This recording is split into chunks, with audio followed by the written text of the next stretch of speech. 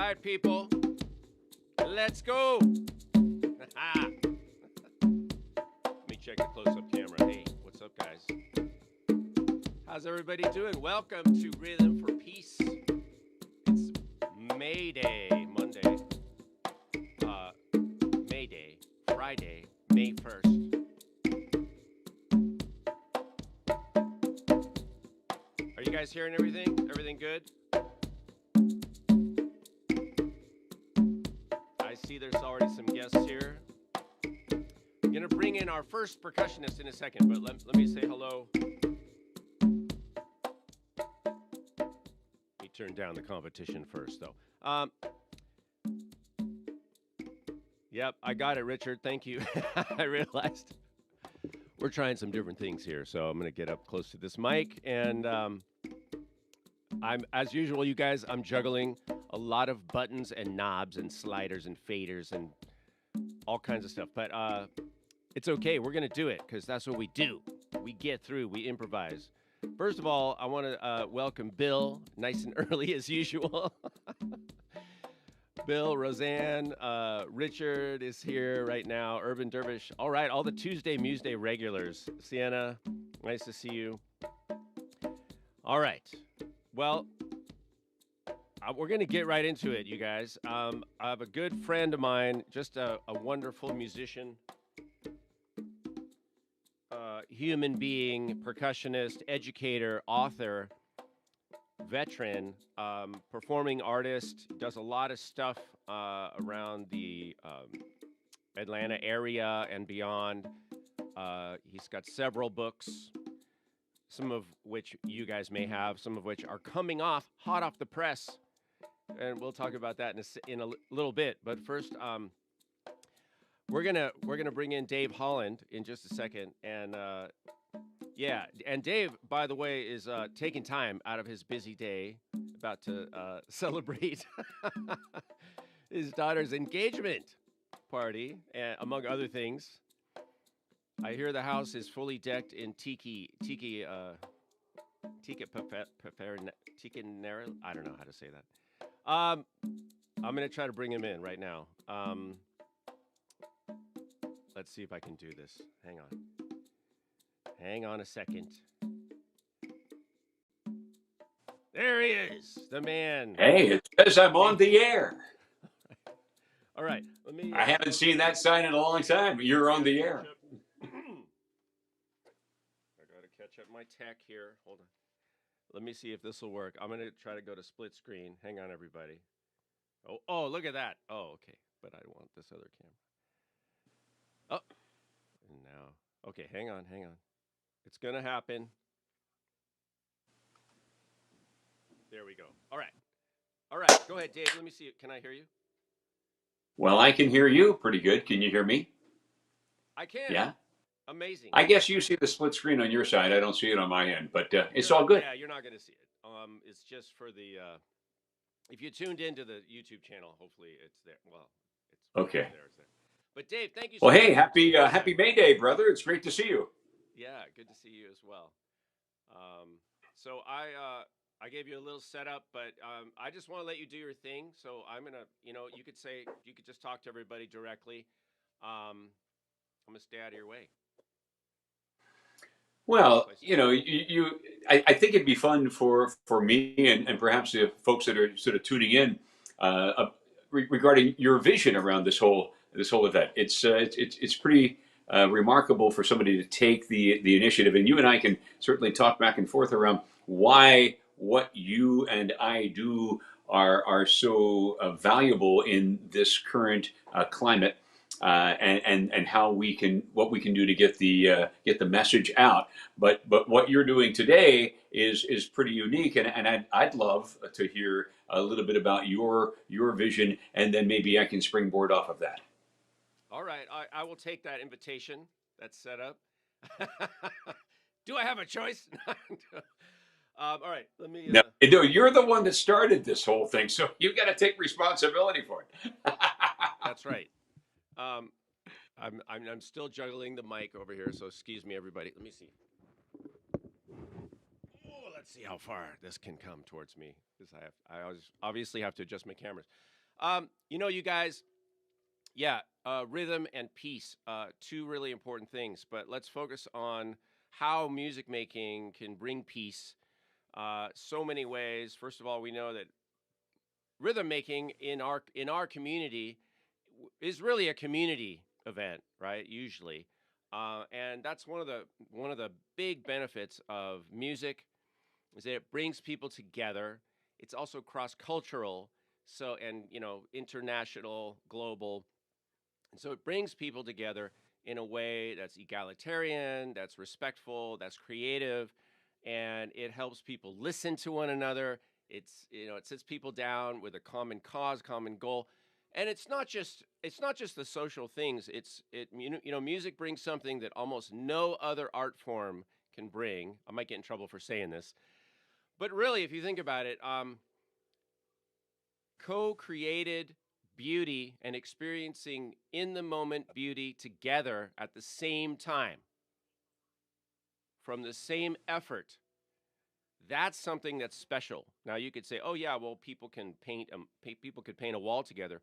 Yeah, but they're really doing it individually, and then you look at it together and you say, oh, we did this, but you're not literally like doing it together. Whereas with music, I feel like the relationship is so intimate, um, because we're sharing that space, we're sharing the air, and we're co-creating this structure, uh, that we all hear at the same time. It's very intimate, and so I just believe that yeah, what we do, Dave, is we are sharing cultures, we're sharing beauty, we're sharing power, we're sharing experiences, we're listening to each other, we're practicing a lot of the things that we need to do in life to bring about peace, understanding, tolerance, acceptance, helping each other. So, what do you think? That's kind of what came to the front of my mind. What's your take? Yeah, no, way to go. And I think that anyone who is sort of out of the community realizes that we're living in unique times, and there seems to be a lot of angst, a lot of volatility, and I don't know about you, but I sense it out of the community.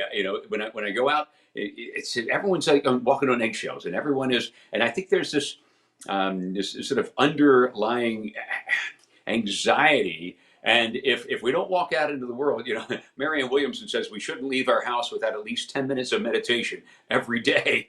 And of course, most of us don't do that. And if you don't have the emotional maturity and awareness of what you're doing and how you're doing and how you're interacting, it can get pretty squirrely. But lately I've been going back and getting sort of delving back into Stoicism.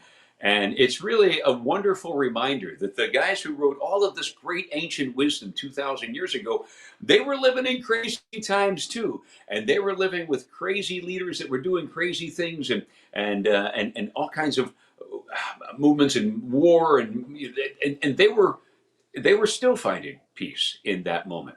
And so for me, it's reassuring to know that if the great thinkers of philosophy can find peace in their crazy time, then for heaven's sake, maybe I can find it in mine. But I heard, speaking of Marianne Williamson, I think she said recently that peace is a choice. And the reason that I love the metaphor with rhythm and peace is that rhythm making is a choice. When you're in a group rhythm making experience, every choice that you make, even the smallest choices, can eventually create a different result. I know that you do a lot of diving, and one of the things that I love about being underwater is just manipulating little movements and seeing what they do. We don't have that same experience, I don't think, on land as much. But you just move one little thing, and you're going to be in a completely different position. And I think that for me, my experience is that we have to be making those peaceful choices every day, because as Stephen Pressfield says, the ego and the resistance and that they're going to jump in, and they're going to interrupt if they can. And we have to constantly, I often use the metaphor of a diet with kids. You know, you're not going to get healthy with one salad, and thankfully you're not going to get unhealthy with one bag of chips. But peace and joy and intention are these little choices that we make throughout the day. I read a book years ago. 10% Happier. Have you heard this book? Written by an ABC News broadcaster about meditation. And he said, meditate, I can't promise you 100% happiness, but I can promise you 10% happier. And he uses, I think, these several touches throughout the day. So meditation is not something you sit down for a whole hour. People often say to me, "Oh, you do yoga? Oh, I could possibly have the time to do that." Well, I hate to break it to them, but I'm not on the yoga mat for an hour in the morning. I'm on the yoga mat for 8 to 10 minutes. But that 8 to 10 minutes of intention is what sets me up for at least a better day than if I didn't do it at all. Yeah, yeah, yeah. It's like listening So to I think a these song. little choices and these little habits, and I think that the rhythm environment, whether you're in the studio or in a professional situation or in the community, just to sort of play around with, like, well, what if I just bring things down a little bit? What if I take away one note? What if I add one note? What if I step one step closer to someone else so that I can hear them a little better?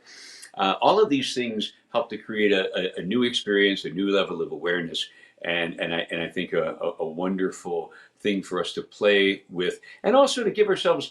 Peace is not a single word. I think it becomes. I think it comes with brothers and sisters. I think it comes with the brother of grace, right? Because peace doesn't really exist on its own. Grace comes in, intention comes in, awareness comes in, purpose comes in, and I think all of us were thrown into, especially those of us who work as gig workers in the community, in 2020 threw us into a complete soup of chaos where we had to recognize and reevaluate. Well, what do we need every day? Well, for me, it was the three P's of peace, purpose, and presence. And those things became my daily meditation. What am I going to do today to find peace, purpose, and presence? And we don't have to use it just when things are going wonky, like they did 5 years ago, 6 years ago. We can use it every single day to make choices, just Awesome. like we do when we're in a creative environment. Yeah. That's So sage there's my advice, two Dave. cents. Appreciate. Yeah, awesome.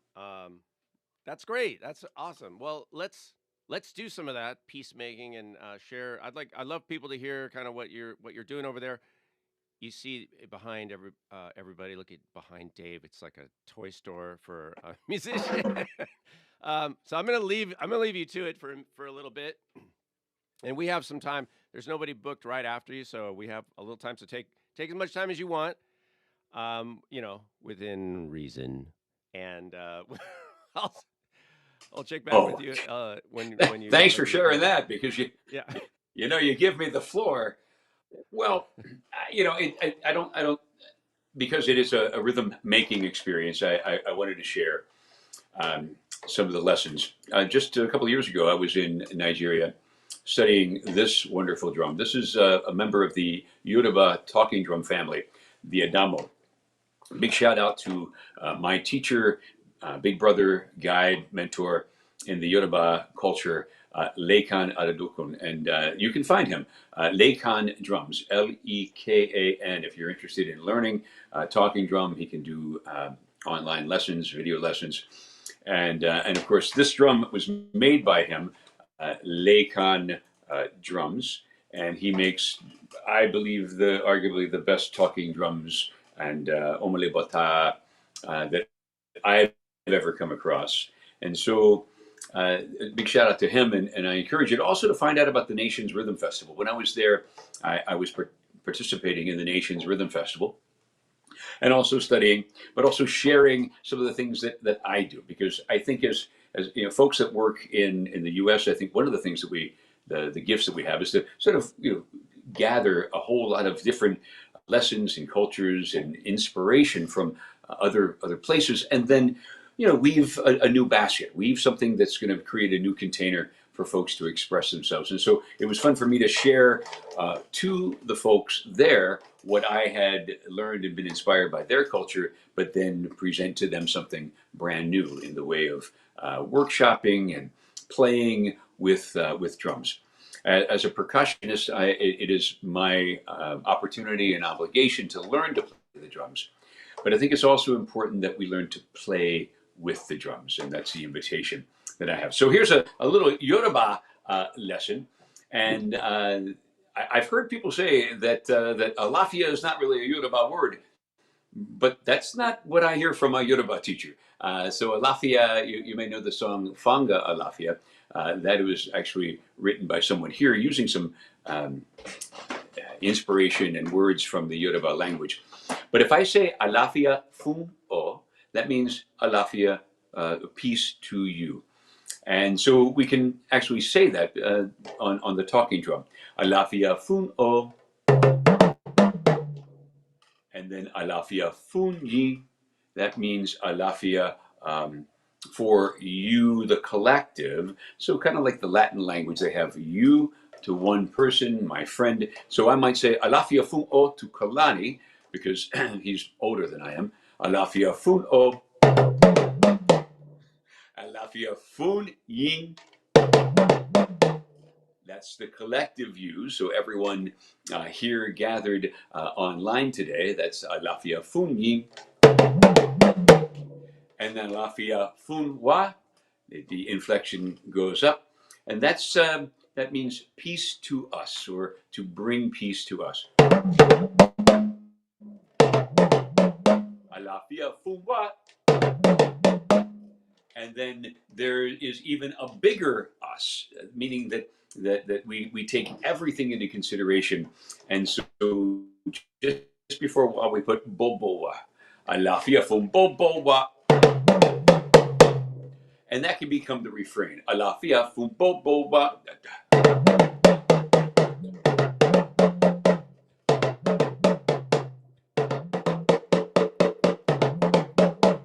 Alafia fun o. Alafia fun yin. Alafia fun wa. Alafia fun bobowa.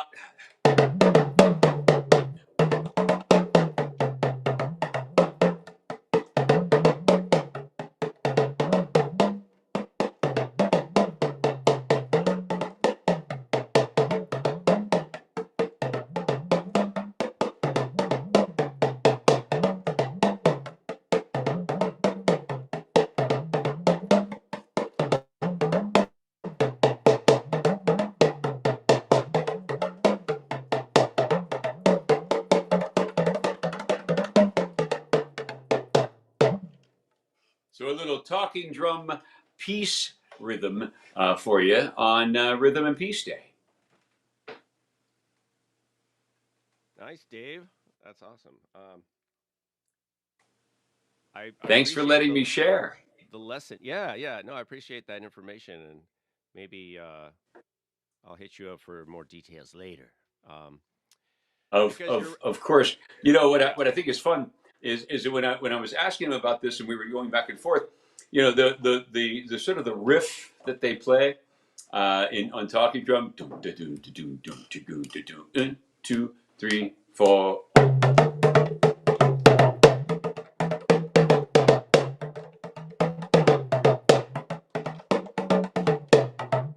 And I said, wow, that it has a lafia in your daily groove, basically. And he said, well, maybe not by mistake.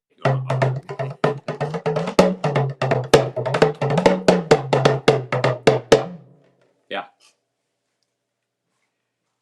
You know, we were talking about yesterday this where rhythm puts you, and I just love the flow state. I can feel the difference in my physical being just by playing, you know, just a few minutes. And I think that the gift that we give ourselves when we take a little bit of time to play and sort of step out of the ego without making, you know, without the fear of making mistakes. We were talking about Takatina, And if folks know about this method, when I saw Takatina and was studying it, for me it was all about the rhythmic development side.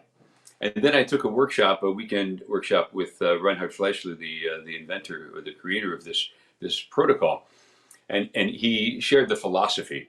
And he said, what I notice with myself and others is that when we are in anger, or despair, we are living, mentally in the past. And when we are in anxiety or fear, we are mentally living in the future. And it is our choice, our invitation to be in the present, and that's the only place where we can find peace.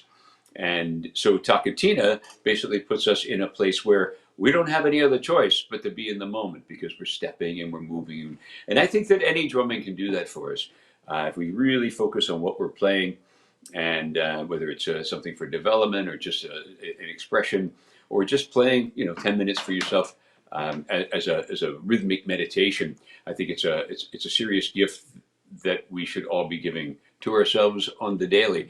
And as a professional, I don't know if you find this to be a challenge, but the one thing that I find myself having less and less time for on a daily is playing, is practice, is the things that I need for me.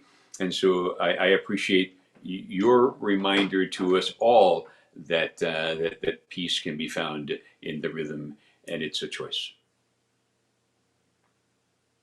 Let me turn my mic on. Absolutely, Dave. Thank you for bringing that up, and thank you for bringing up Taketina, which is, for those of you who don't know, it's kind of a body-based vocal and body percussion mainly, and movement practice that actually, what you just said, we can find, peace in daily rhythms, and maybe away from the drums. That would be a good practice. Sometimes when I'm walking somewhere, I'll just do a little bit of, just a little a little vocal drumming to myself while I'm walking or waiting or to whatever it is, right? And so we always have access to music, always, 24/7. Yeah. We can always, play, right? Play with the drums. Yeah, I've got that brings up a good point. I have the chance this week to be hanging out a little bit with Keith Terry, who happens to be in Atlanta and staying with us. He and his wife Evie Layden, and boy, what a fellow that just embodies rhythm everywhere he goes. And I think you make a great point, because we've got this wonderful bass sound right here, and this great hi-hat going on right here, and then a great snare drum,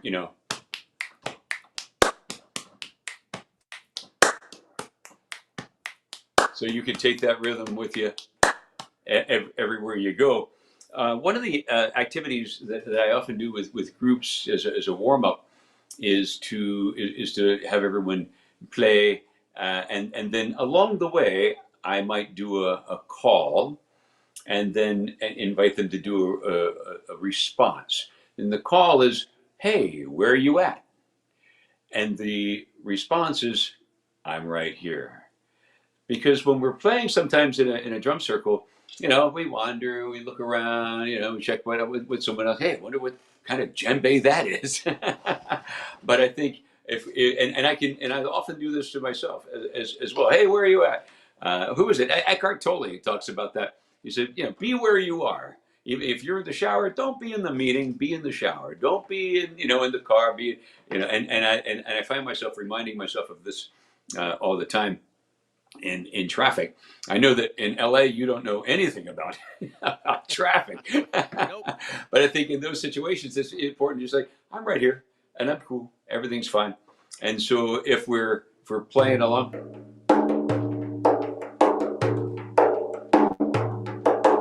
Hey, where you at? I'm right here. And if you got a rhythm instrument with you, you're welcome to jam along. Come on in and play. Where you at?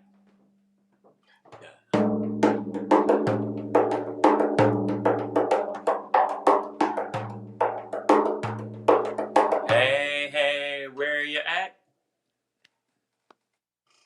So, just these little hooks to hang our peaceful hats on, I think are really great reminders. And I appreciate you giving me the opportunity to share a few of mine. And speaking of sharing, Yes. Let's find out what Dave has up his sleeve. Oh, he doesn't have really so long sleeves, but he's got. not much, a little tattoo up my sleeve. Oh, there we go. All right, all right. I see what's happening. This Yeah. is actually the logo of my company. A bunch of little drummers around my arm.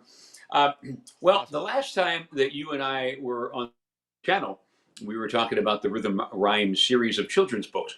As a teaching artist, we're really interested in arts integration, how the arts can support. Like today, we're looking at how the rhythm arts can support peaceful presence. Well, I'm looking at how can the arts support learning for children in sound and science, community, global awareness, culture, and as of recent, well, with the release of the children's series, how it can support literacy. So I don't know that I've shared this in public, baby. It's a Woo. live copy of Dino Dan and the Rhythm Van. Dino Dan,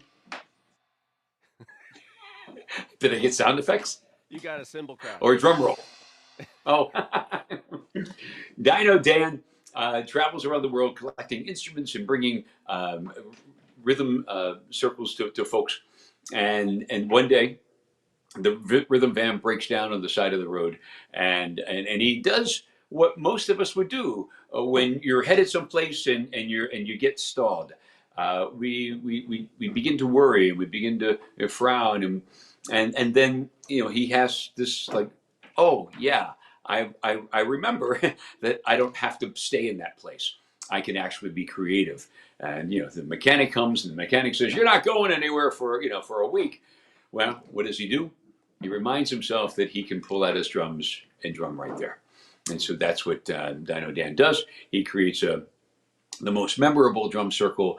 And so for music educators, it's a kind of a cool piece because Dino Dan pulls out instruments from all around the world. I got them from India, Rick from Egypt, and he has a talking drum from Nigeria, a darbuka from Turkey, pandaretas, panlogo, cajon. And so it's an interesting, a fun way to introduce kids to the percussion instruments from the world of the world, as well as just a gentle reminder that when you find yourself in a tizzy, that you can use your choices to pull yourself out of it. And so the Rhythm Rhyme series is on interactiverhythm.com/resources, or interactiverhythm.com/rhythm rhyme series will get you there as well. And Dino Dan is available for pre-order. It should be out within 3 weeks available. But we're doing pre-orders now. And I was in the studio just a couple of days ago recording the read-along version. So all the books in the series include read-along versions. And we just recorded that. Boy, I tell you what, talking about a reminder in the creative process and in flow, it's like, wow, it's so great being so creative. And then the ego steps in and goes, well, are you sure that it's sounding as good as it should? And you got to go, okay, get out of here, and let's get back into peaceful and the playful process. So thanks for letting me share. Hey, if you're in the Atlanta area, find me on Beats and Path Rhythm events. I'd love to bring some programs to your school or your community, anywhere in the Southeast. And I've been known to make it out to your neck of the woods from time to time. I hope you can. That would be amazing. We gotta do more. So get back at Let's it. let's do Face. more. Yeah, face to face. I wish you a day full of rhythm and peace, my brother. Thank you, Dave. I really appreciate it. Thank you so much. And everybody, please connect with Dave. Go search his stuff out. He's a wonderful resource and a pretty nice guy, too, on top Pretty of it. nice. Pretty nice. Thank you, Dave. Appreciate it. From one pretty nice guy to another. Thank you, brother. Be in peace. Thank you. Thanks, Dave. All right, everybody. Well, that was fun. Yeah, go check out Dave's work, Rhythm Path rhythm events, beaten path rhythm events. I'm gonna screw that up already. Um, all right, guys, let's get after it. We've got a little bit of time before our next guest shows up in about 10 minutes. Um, yeah, thank you, Roseanne. Let's hear it for Dave Holland. Dave is just a very generous person, very productive, and I appreciate his messaging um, on all the aforementioned topics. Where were we?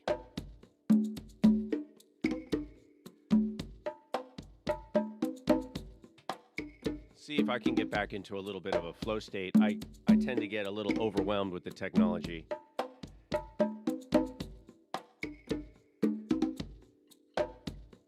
So, how about if we all do our own rhythm meditation real quick?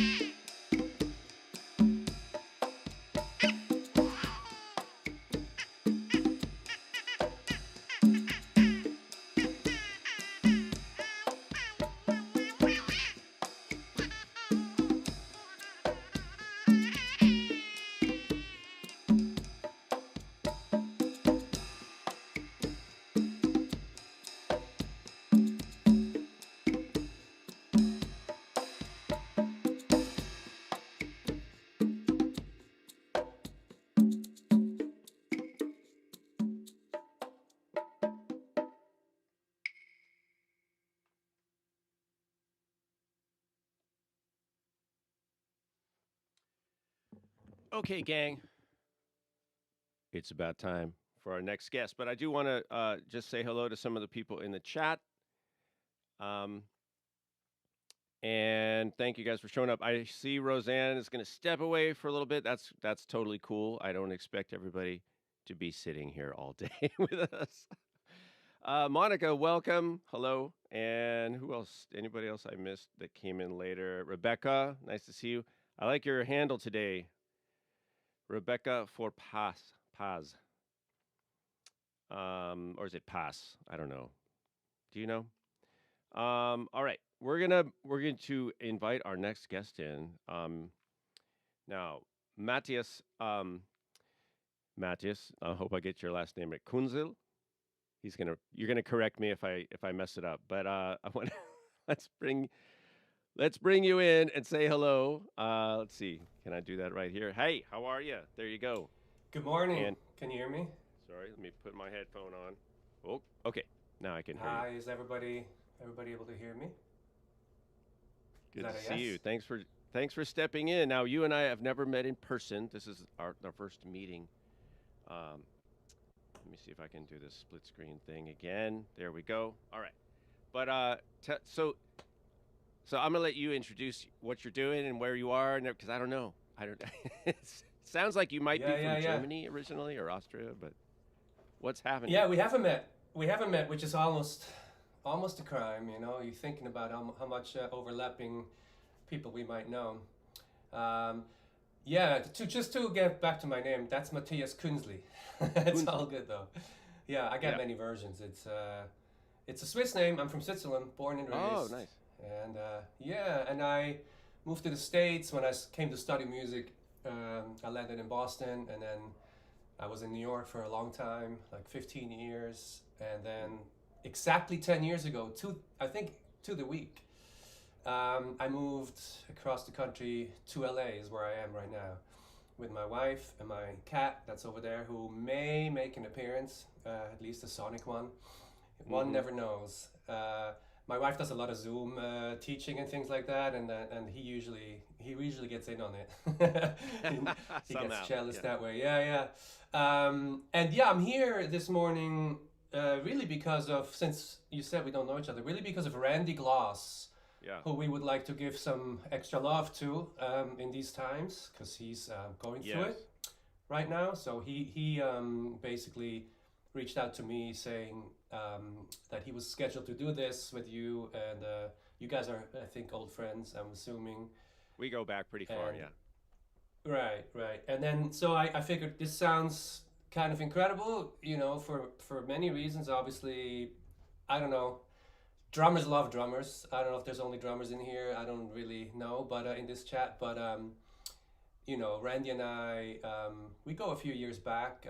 He was introduced to me the second I moved to LA. You know, as being somebody who to look out for and find and you know, connect with and everything, which we did. You know, I've known him for a fair amount of years now, and so that's I think the underlying like topic is community, is like, you know, connections, is you know, network, if you want to call it in a LA type of way.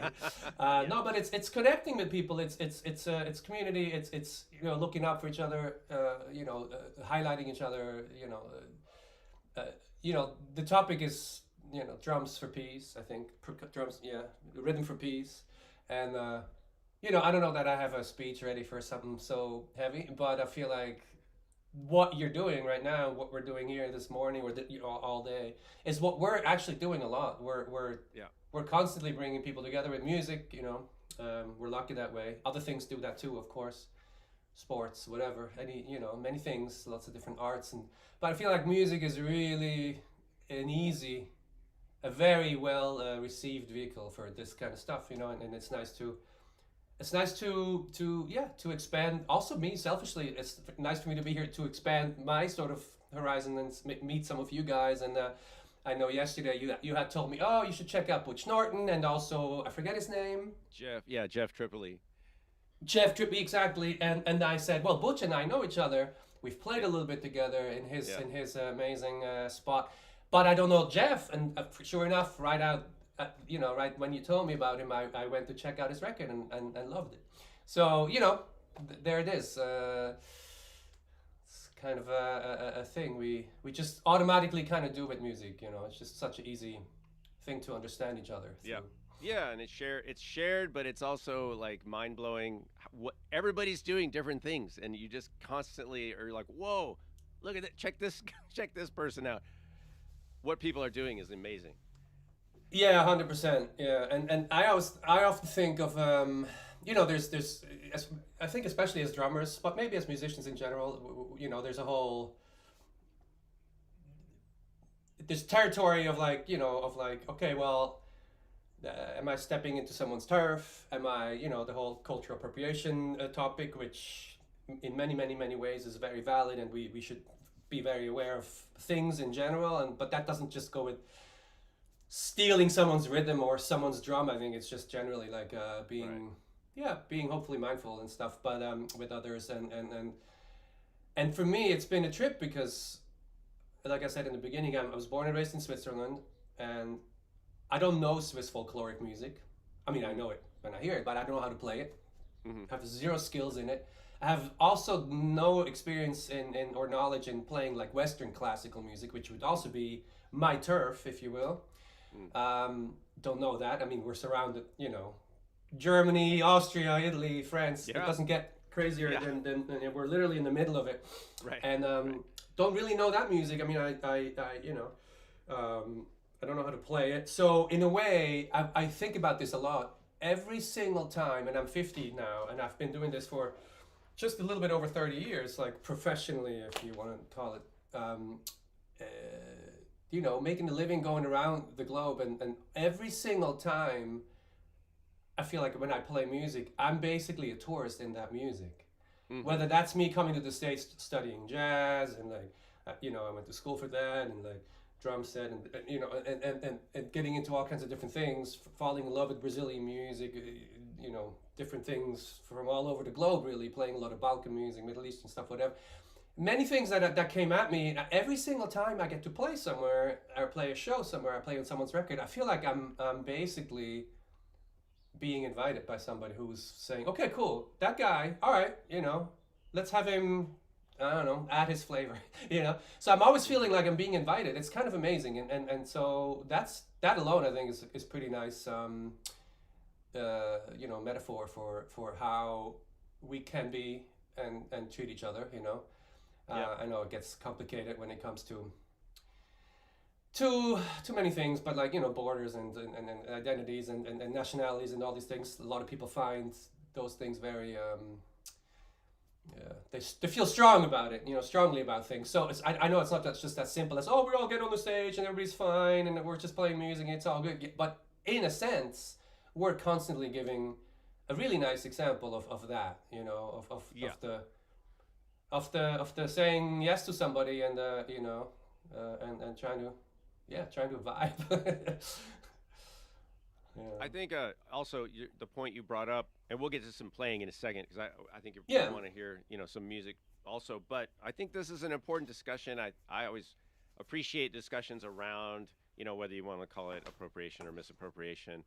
But a lot of people misunderstand that kind of the argument, which is, in my view, just to say, just know what the thing is and just be respectful.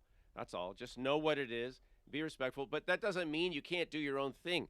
That's how we get jazz. That's how we get a lot of music, is a combination of different things that really could be viewed as a clash of cultures, but now we have a third thing that comes out of it, right? That also becomes, ironically, there's people that feel the same way about jazz now as people used to feel about classical music, classical European music, or culturally classical music, you know, that, oh, you can't, don't do that, don't play it that way, you know. But that's how music evolves. That's evolution. So I think just be knowledgeable and be respectful are kind of my main priorities, you know. Yeah, that sounds about right to me. I mean, again, this is a really complicated topic for sure, you know. Yeah. But you know, with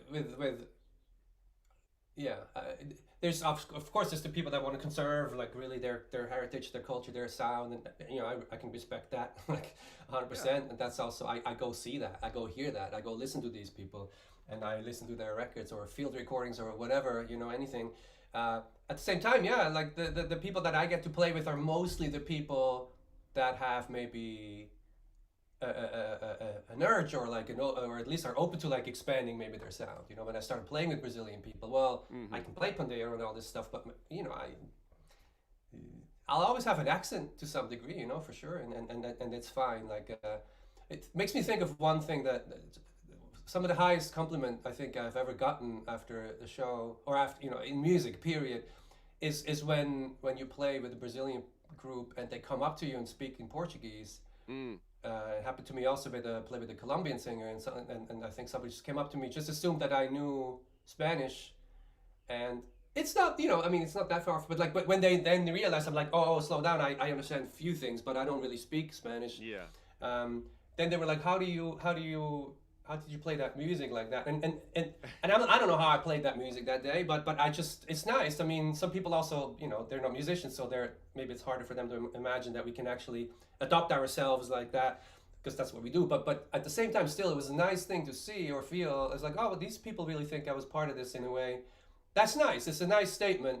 And not so much, oh, I played great. It's really, I don't recall how it was, but just I don't know, just another small little testament of like, oh wow, we can, it's all fine in a way. Yeah, we unified. I mean, yeah, it sounds big, but yeah, it's nice, Yeah, it's nice. absolutely. We do it all the time. It's just kind of goes with our turf, It's pretty cool. Yeah, I think people are very flattered. My experience has been musicians are generally very appreciative and flattered when other people learn their music and try to play it, and even if they don't do it perfectly, it's okay, as opposed to the people who are more guarded about it, and that kind of thing. But we have. I don't mean to rush anything. Yeah. We got about 10 minutes, so Let's do a little drumming. Yeah. Yeah, do a little drumming, and then we'll come back. All right. Thank you, Cool. Matthias. I appreciate. Yeah, you being thank here. you guys.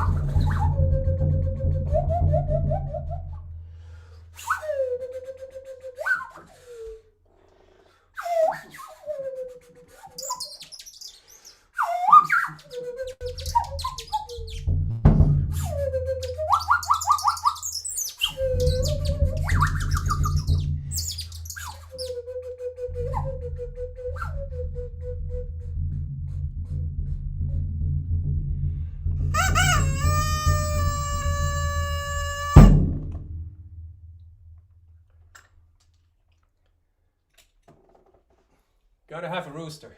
Woo! Gotta have a rooster in your house. I was trying to get ready over here. I got my little. Oh, you could. Oh, there you go. Yeah, there's all kinds of stuff. Oh, I was gonna. Speaking of community, I was gonna try to fly this one in, but I guess the little friend escaped me. Guess who gave it to me? Yeah, see. There you go. You know who gave this to me? I know. Yeah, there you go. Our Senor buddy Norton. Butch Norton coming Thanks up later. again, Butch. Yeah. 11. Yeah. Hey, that was amazing. Thank you. Thank you. That was super awesome. I loved it. Love the energy. Very dynamic. Where Thank you, guys. so we have a couple we have a few minutes, but where do you want to do a little plug for anything? You doing any projects, any shows, anything? Yeah, I mean, there's a show tomorrow night for people in LA. Pasadena, there's a place called it's a record store / venue. It's called Healing Force of the Universe. Sounds like it's a big name, right? It's cool. Yeah. It's a cool space. It's like your sort of, you know, typical indie record store, lots of cool vinyl and different things, and they have a cool venue in it, and really good sound and everything. We're gonna play there tomorrow with a completely new project called Sammelsurium, which is a word for like a pile of random things, you know, like. So we're kind of somewhat a pile of random humans are going to meet tomorrow. Some of us for the first time, go through some music. Everybody in some songs and some tunes, and we're gonna, through improvising and weaving through these things, we'll land with these songs, and we'll play stuff from all over. Yeah, we have people from kind of all over the map in it, and it's gonna be oud, lots of different woodwind person who plays, you know, from ney to like duduk and saxophone, this and that. I'll be playing. Beautiful. There's gonna be bass and violin. So that's tomorrow night at Healing Force. Doors at 8. Yeah, if you want to come through. And then releasing a new album. It's called Healing Force of the Universe. Healing Force. It's in Pasadena, yeah. Okay. Yeah, people kind of know it as Healing Force. Oh, you're going to Healing Force tonight. You know, they kind of shorten it by that. But they're not it's fun. It's they're not like, which Healing Force are you playing at? You know? Yeah. Which universe? The universe one or the galaxy one? Yeah, exactly. No, that's fun. And then I'm releasing a record. Hopefully in the summer. It's still a little bit not 100% sure when we can finally do it. But releasing sort of not sort of a solo record. There's one guest on one track, but it's all me improvising with different instruments. Somewhat similar to this in some ways. Some things were in it, like this trusted, beautiful, you know, can we advertise? Is that allowed? Yeah, Cooperman. Is that Cooperman? Glenn Velez? There you go. Obviously, we all know it. These friends of Cooperman's, they've been so dear to me and kind to me for so long. Yeah. Love them a lot. If you're ever up there in Vermont, go to their shop. It's so fun. You've been there. Probably, yeah. It's so beautiful. So that record should be coming out, and it's coming out on the label in New York-based label, or Jersey, I guess. It's called Atiaropa Records, and that'll be out there. And I mean, there's lots of things, but you know, that's maybe something for tomorrow and something for the future. Yeah. Great. Well, one of our I just wanted to say one of our viewers, because I know you're not seeing the YouTube chat, but I'm not seeing the comments, I guess. No, you're not going to see the comments unless you go on YouTube. But I'll pass along. One of our people said, Matthias Kunzel, bravissimo. Bravissimo, grazie. Bravissimo. Grazie mille. Yeah. Mille grazie. I guess being in Switzerland, you pick up some. Is it Dutch German, and Italian? Well, we speak Swiss German in where I'm from, and then we read and write in real German, like High German, and then we also learn some of the other ones that we have in this tiny little country. You have 4 languages. It's kind of a trip. Yeah.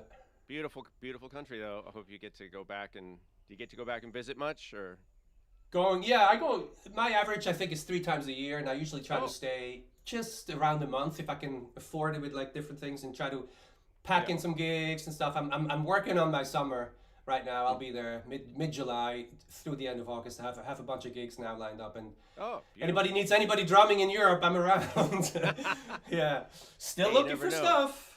Yeah, Yeah, that's yeah. Some that's summers awesome. are like booked, and this one is still, it's getting there. But I always like to connect to back home. To be honest, I've never really been. Yeah, I've been gone for a long, long time. I've lived abroad for 30 years, but I'm still very connected to home and have musicians friends, and you know, so that's nice. I appreciate awesome. that I second really base, appreciate or it, Matis. I'm gonna bring in our next guest yes. now, but man, thank you so Welcome, much. next And guest. yeah, Thank you so much for having me. it was my pleasure, absolutely. And I hope we can connect, face to face sometime. Yes. It'll happen. It'll happen. Yeah, Yeah. yeah. We'll make it happen. Maybe we can get together with Randy too when he's back in Yeah. full Yeah. force. Thank you so Yeah. much. Thank you very much, guys. Have a good rest of your day. Thank you. You too.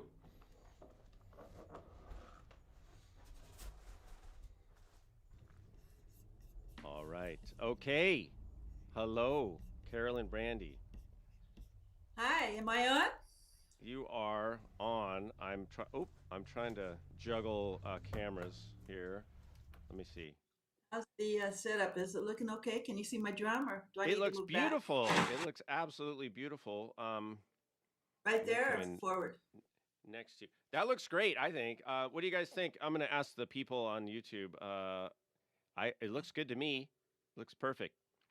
You can see, Yep. see and hear. S- Yep, it's good. I'm gonna turn the volume down when you start drumming a little bit, just so it doesn't, blast the thing. But yeah, thank you so much for doing this, Carolyn. I really appreciate you. We haven't known each other that long in the scope of music and drumming and percussion, but I've known about your work for probably longer than you might realize, because I also I've known some of your students, from the Bay Area, and I'm from the Bay Ah, Area. I don't know if you knew that, but I grew up in no, Oakland. I didn't. Oh yeah, so I'm an Oakland boy, and appreciate the Bay Area music scene. And I know you're on the East Coast now, I and am. your family's there, right? Yeah, my grandson. Grandkids and yeah, yeah, that's awesome. Well, thank you so much for doing this. I don't know if it I I don't know if I can do an introduction to do you justice, but I'm just going to tell everybody Carolyn is just a super accomplished musician, but leader, teacher, community. I would say just yeah, you're a hub of not just music, but of community, and you lead retreat, you organize. Uh, what would you call it? A camp or retreats or experiences, And anyway, I'll let you talk about that a little bit because you'll do a better job than I will. um, and Carolyn also has a new resource online that we're going to talk about a little bit later. But how about what do you say? Just play a little first, and I'll just hand it over Yeah, to you. that sounds good. All right. Yeah. Let me make Thank sure you, I got your Kalani, for camera. having me today. Yeah. Um, it's a good time to put prayers up because it's um it's very demoralizing what's happening, and praying always helps.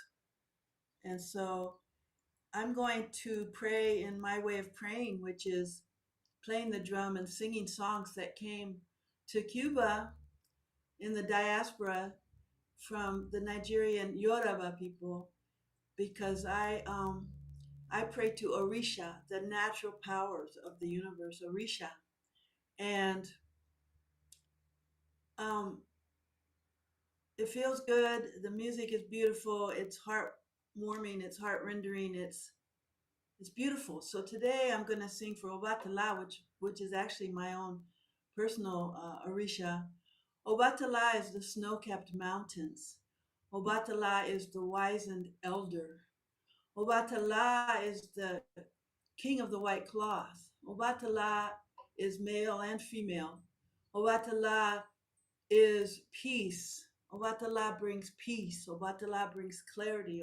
Obatala brings light. Obatala says, love yourself. Love yourself. Obatala says, why wear a hat when you can wear a crown? So Obatala, we're praying to Obatala today with these songs that are very old. They were brought in the bottom of enslaved ships of people who brought with them their hearts and minds and culture to this new world. It would be like if we were all of a sudden aliens came down and took us to another planet. What would we remember? And they have remembered these songs for generations, hundreds of years. They're old songs, they're sacred, and they're prayers. So I'm going to start here with a few songs for Watala. Anywhere, oe wado, e wado, te wente we. Creator, Obatala, today we're here praying. We're praying for peace, Baba. We're praying for kindness. We're praying for compassion. We're praying for all those people in the world today that are suffering. Those people in the Middle East who are being bombed and killed and tortured. We're praying for people in Cuba who are starving. We're praying for people in Congo who are also starving. We're praying for people right here in our country who have no money to pay for food for their children. Baba, we're praying for peace. We're praying for peace. We're praying that people understand that this universe has a law of abundance for everybody. And we're praying, Baba, we're praying today with the songs. We're asking you to accept our prayers. We ask you to hear us, Baba, with these prayers. Anywhere, wado, wado, te wente we. Anywhere, wado, wado, te wente we. Anywhere, wado, wado, te wente we.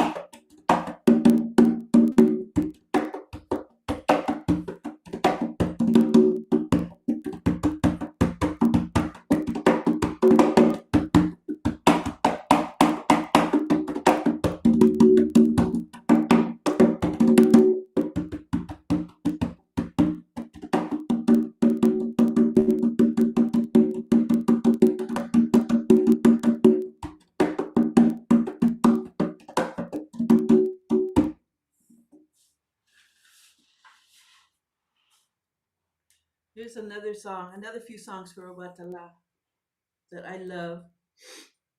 I'm gonna be playing this really cool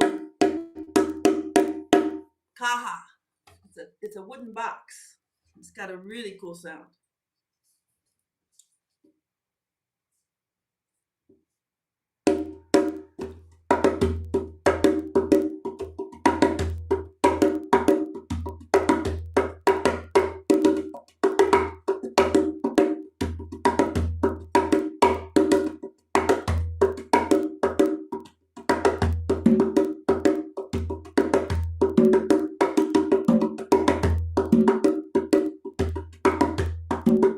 Oh, chala mono mi no wa, oh, chala mono. Oh, chala mono mi no wa, oh, chala mono. Oh, wo ki o ki o ki ki o mo de, oh, chala mono mi no wa. Oh, chala mono mi no wa, oh, chala mono. Oh, chala mono mi no wa, oh, chala mono. Oh, wo ki o ki o ki ki o mo de, oh, chala mono mi no wa. Oh, chala mono mi no wa, oh, chala mono. Oh, chala mono mi no wa, oh, chala mono. Oh, wo ki o ki o ki ki o mo de, oh, chala mono mi no wa. Hey, bugagada, hey, bugagada, hey, bugagada, hey, bugagada, hey, bugagada, hey, bugagada, hey, bugagada, hey, bugagada, hey, bugagada, hey, bugagada, hey,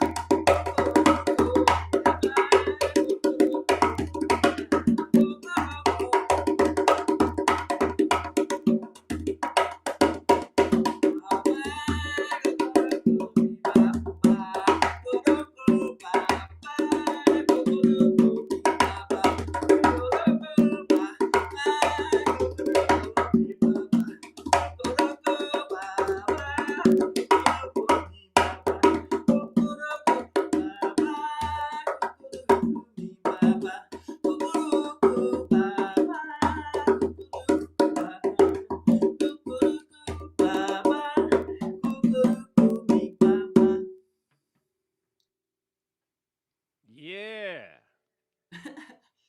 Cucurucu. Wow, So that's my beautiful, Jen. offering today. Oh, Thank you for that was asking me, Kalani. I so appreciate beautiful. being here. Thank you. Oh, thank you. Thank you for blessing I'm gonna come all up of closer us. here. Yeah, thank you for Am I that still on blessing the screen? with your music. Yeah, the screen looks good. Um, well, I'm gonna just yeah. Wait, I wish. I think, well, maybe 20 minutes is enough just to give people a little taste. And but I hope people follow up with you and come and learn from you. So tell them, how can they do that? What are you Yeah, doing? What's happening? you were talking about a camp, I think. It's called Born to Drum. Mm-hmm. I do a camp every summer. This year is going to be our 20th year. It's in Oak. It's in the East Bay Regional Park System. You know that system probably. Oh, It's huge. nice. Yeah. Yeah, behind Skyline and back in there. And Yeah. yeah, it's beautiful back there. It's wild. And we do a camp. We have a big camp. We have 200 or 300 women. It's an all women drum camp. And this year is our 20th year. We started in 2006. And Wow. so Congratulations. thank you. We have women who come from all over the world to teach at that camp, Kalani. Maestras, I mean, they've been playing all their lives, like me, you know. A lot of times women don't get, a lot of attention, Yeah. and they're excellent players and teachers. So we have Mabiba Bainye, she comes from Congo, you probably know her. And we have, Senna, who comes from Congo, from Ghana. Mm-hmm. We've got people coming. We've got a woman, Thais Beressa. She's coming from Brazil this summer. Two Mm. women who are from Jamaica.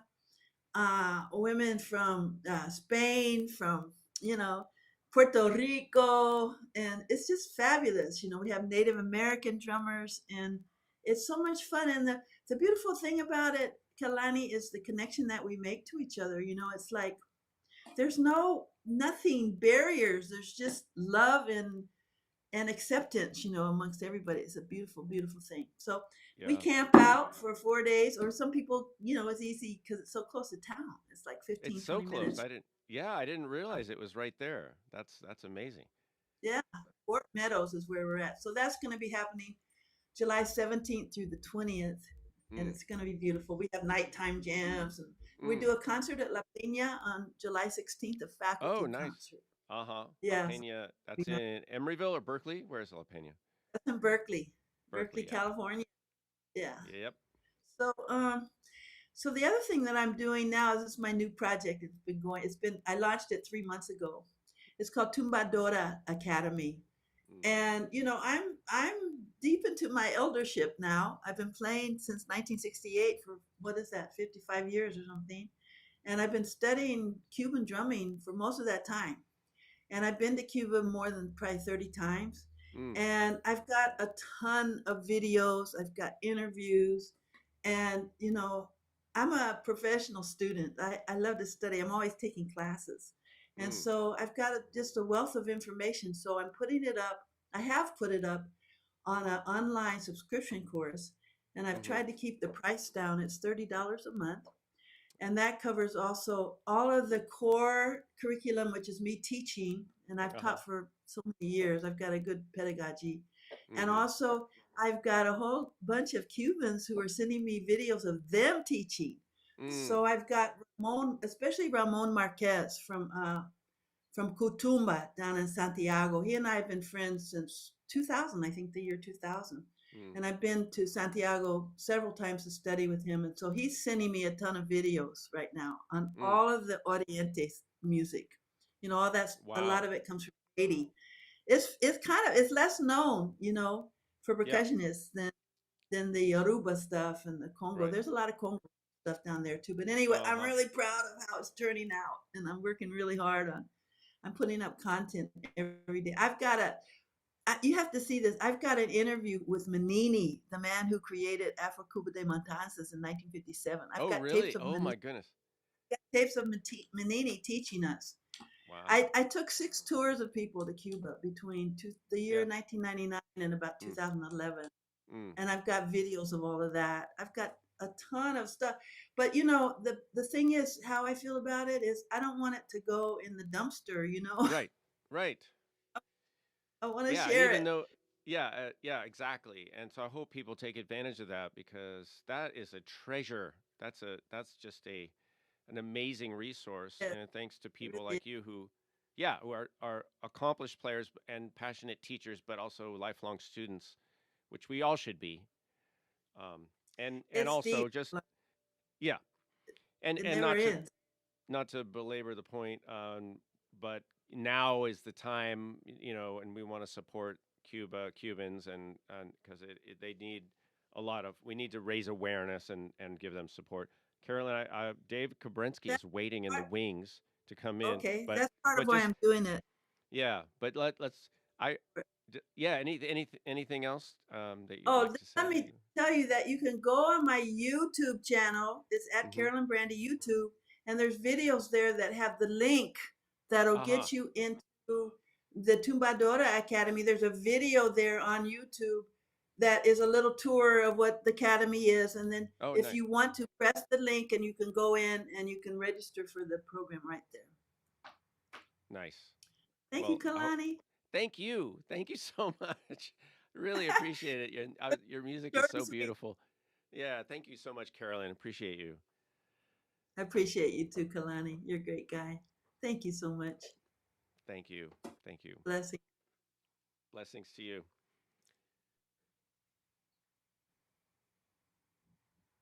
Okay. All right, folks. We're gonna bring in.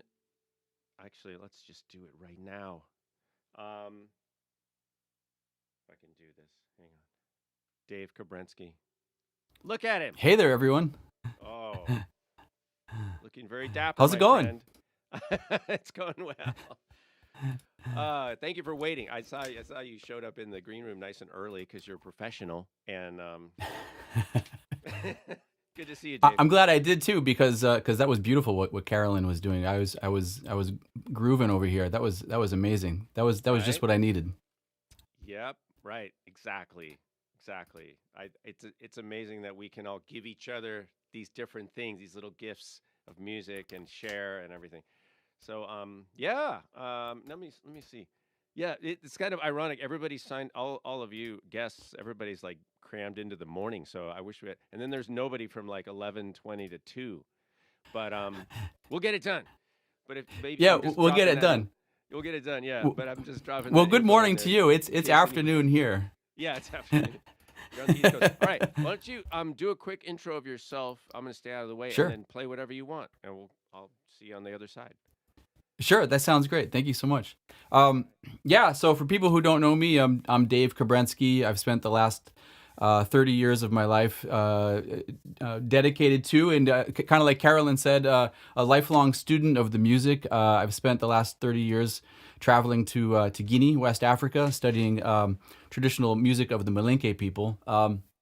That was a journey that has taken me a lot further than I ever thought I would go into the music and the traditions. 30 years ago, when I first started traveling there to study with Famadou Konate, and I'm assuming that people know Famadou Konate if they're studying West African music at all. He's the big name. He's one of the grand masters of the djembe, and he's one of the remaining living links to the old tradition in West Africa. And when I first started studying with him at his home in Conakry back in the early 2000s, in 2002, I realized right away that wow, this was a rare thing. He's a gifted teacher, and just with amazing not only just musical knowledge to impart, but a lot of wisdom and a lot of insights into the world, just through his experiences as growing up in a small village in West Africa in the Kurusa region along the Niger River, where he lived until he was recruited by the National Ballet in the late 50s, and then went on to tour the world for the next 30 years with Les Ballets Africains. And so that's why when I think about Famadou and who he is, just this man who bridges these two worlds. He told me that he'd never even seen or understood what money was until he was 18 years old. It was the first time he had ever seen it and didn't know what to do with it. So he just kind of gives you an idea of the world he grew up in. And then traveling the world, he said he's performed in every country on the planet at least once, which is kind of impressive, really impressive. But over the years, as far as my own journey goes, I went back pretty much every year for 15 or so years to study with Famadou and other people in the region. I have another great mentor, Lansani Konde. I was his flute flute making and playing apprentice for a decade and a half, and so I still go back to Guinea almost every year. Although the reasons for doing so are a little bit different. Back in the old days, I was like a lot of people. I was a total rhythm junkie. I just couldn't get enough. I just wanted to just be like in the rhythms all the time, which was great. That was where I was in those days. And then, I guess I still am really. Who's once a rhythm junkie, always a rhythm junkie. So, but over the years, my interest in my journey in West Africa progressed as I spent longer and longer periods of time in the village, for example, really just being in the local culture in the Hamana region, which is the traditional region in the interior of Guinea, where a lot of people say the djembe had its roots in that area in what used to be the Mali Empire back in the 13th century. And I had the great opportunity over the course of the years to spend 3 or 4 months there, living in this little village called Sanankoro, is right next to Famadou's village, Sangbarala, and being able to spend extended periods of time there doing my own musical research, but just kind of immersing myself in the music and the culture and the traditions was just like this insanely cool opportunity for me to reshape, I think, my worldview. Obviously, growing up in the United States, I grew up in a small town in New Hampshire, which is where I am right now in the mountains, White Mountains of New Hampshire. Kind of living between two worlds for all of this time, but it also gave me an opportunity, besides really deepening my understanding of traditional Malinke culture and the worldview and the respectful way that they live on the planet. These are all huge things for me, but it also gave me the opportunity to really deepen my friendships with a lot of people there, including Famadou. And so for 30 years now, Famadou has been kind of like a second dad to me. And I actually just got back from Guinea about a week and a half ago, where I spent 2 weeks with Famadou in Conakry, just not even playing much music this time, because at 86 years old, Famadou doesn't drum anymore. He's just it hurts his hands and his arms too much. But what he just loves to do more than anything is just spend time with the people that he loves and cares about. So I spent 2 weeks there with he and his family. Just all day going for walks, visiting people in the neighborhood, doing what you do in West Africa, which is greet people, take part in the local traditions. And but this last trip, in some ways, was one of the most interesting trips, because over the years, as my language skills have evolved and progressed as well, I've gotten to know Famadou on deeper and deeper levels. And now that there's really no language barriers between us, every year that I go back there and spend time with he and his family, I get to understand them. We get to understand each other a lot better. And so we spent a lot of time these last couple of weeks talking about the world, about the state of the world today. And it was really interesting, of course, to get his perspective. An 86-year-old man who, like I said before, he's lived between these two worlds, is just incredibly wise, and has just seen the world in ways that very few of us get to. And so I felt like I came back with this whole other understanding, this whole other perspective, because we here in the United States, of course, where many of us are angry and upset about what's going on in the country and in the world, and of course. And so we see it from our perspective here, but to just spend some time listening to how an 86-year-old African man in a place like Guinea is understanding and interpreting the world and the kinds of questions that he was asking, and just the way that he is trying to understand from his own perspective what is actually happening. And so we spent a lot of time talking about democracy and the difference between real democracy and false democracies. And he was really stunned to hear my opinion that it was that we didn't really have a true democracy here, and that was really kind of a mind blower for him. But above and beyond that, and I do want to get to some music here, because music is always the core part of what Famadou and I talk about. In particular, the importance of the traditions. He always goes back to, if we lose our traditions, if we lose our sense of the past, then we lose our grounding. We're losing our footing in the world.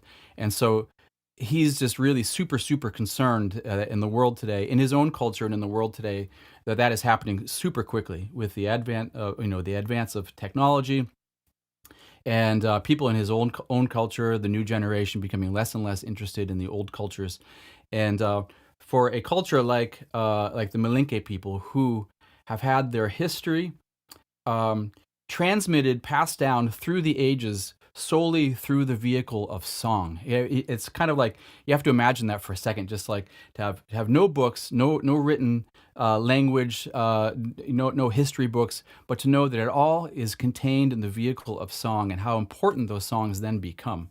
Because if you stop listening to those songs, if you stop playing those songs, if you stop passing those songs on to the next generation, then you lose your whole history. And so we started talking about some of the old songs, and some of the stories that they contain. And so I kind of wanted to share some of, just briefly, some of those stories in those songs, but also the songs themselves, because they're really beautiful. And so I wanted to start with one song that we were talking about in Famadou. And so when I was there, I didn't even travel with the drum this time, because I know that Famadou and I were just going to spend a lot of time doing other stuff. But he loves to hear me play the tambi.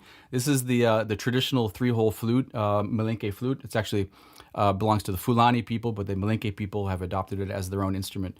Since for like the last 1,000 years or something. And in Malinke, you call this tambi fule. Just means tambi is the kind of wood that it's made out of, and fule means flute. It only has 3 holes, and you don't hear it all that often. It's a very lesser known flute in the world, but it's fairly challenging to play. So not a lot of people in West Africa play it. But when people hear this flute, they love it so much, and especially when they hear the old songs, the ancient songs. And so he used to love hearing me play. Every morning I'd wake up, and as the sun was coming up, I'd practice, and the sound would come out the window, and Famadou would come out and he'd hear me, and then we'd have our coffee together. And but he loved this particular song called Famadenke that I would like to play for you. And the story behind it, Famadenke means son of the chief, or son of the king. And the words to the song are actually very simple. There's not a lot to it, but there's a lot of embodied meaning in it. The song says, Imakunde Famadenke, Ikanakaside Famadenke. And these words just mean very simply, don't cry, son of the chief. The tears of a chief's son are no good. But everybody who hears the song knows exactly what it's referring to historically, because it was written by the griots just at the time of the great war leader Samari Touré's capture in the late 1800s, and it symbolized for the African people, for the people of Mande, of the whole territory, the end of the resistance against colonialism. And of course, Africans have suffered more under the hands of colonialism, first slavery and colonialism, and even just imperialism that followed.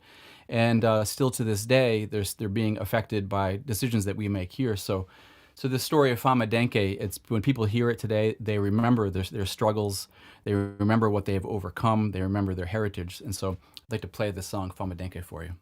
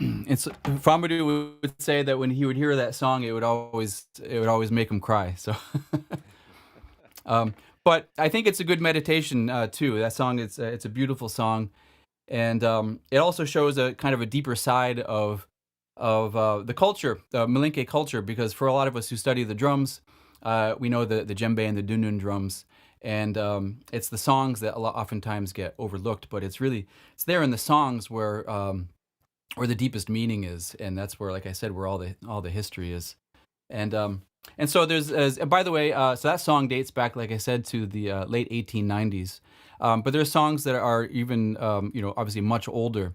That Famadou would love hearing me play, and just everybody loves hearing these songs because everybody just knows them by heart. They're just these songs. And this song goes back to the 13th century, around the time of the great king Sunjata Keita, who was the founder of the Mali Empire. And everybody loves the stories about Sunjata because he was the person that united this vast territory in West Africa and brought the people together. And under the Mali Empire, people lived in peace, despite hundreds of different languages, different cultural traditions. The Mali Empire under Sunjata Keita united everybody, and they lived together. And it was this great period that everybody thinks about to this day. Think about it, this leader from the 13th century that people still sing songs about today, because the world hasn't seen a leader the likes of which since, somebody that could unite such a vast area in peace like that. So that's another example of some of the old stories giving us meaning and also hope for today, and just a bridge to the past, to the ancient past. And so I don't know how we're doing on time, but do we have time for another one, or should we move on to other things? We've got about 3 minutes. Okay. But our buddy Taylor is waiting, who I know you know, and he knows you. Oh, so yeah. maybe we could do a little overlap. But yeah, take another couple 3 minutes, Dave. Okay. I'll just play a very, very short version of this old song called Cajon. Okay, awesome. Thank you.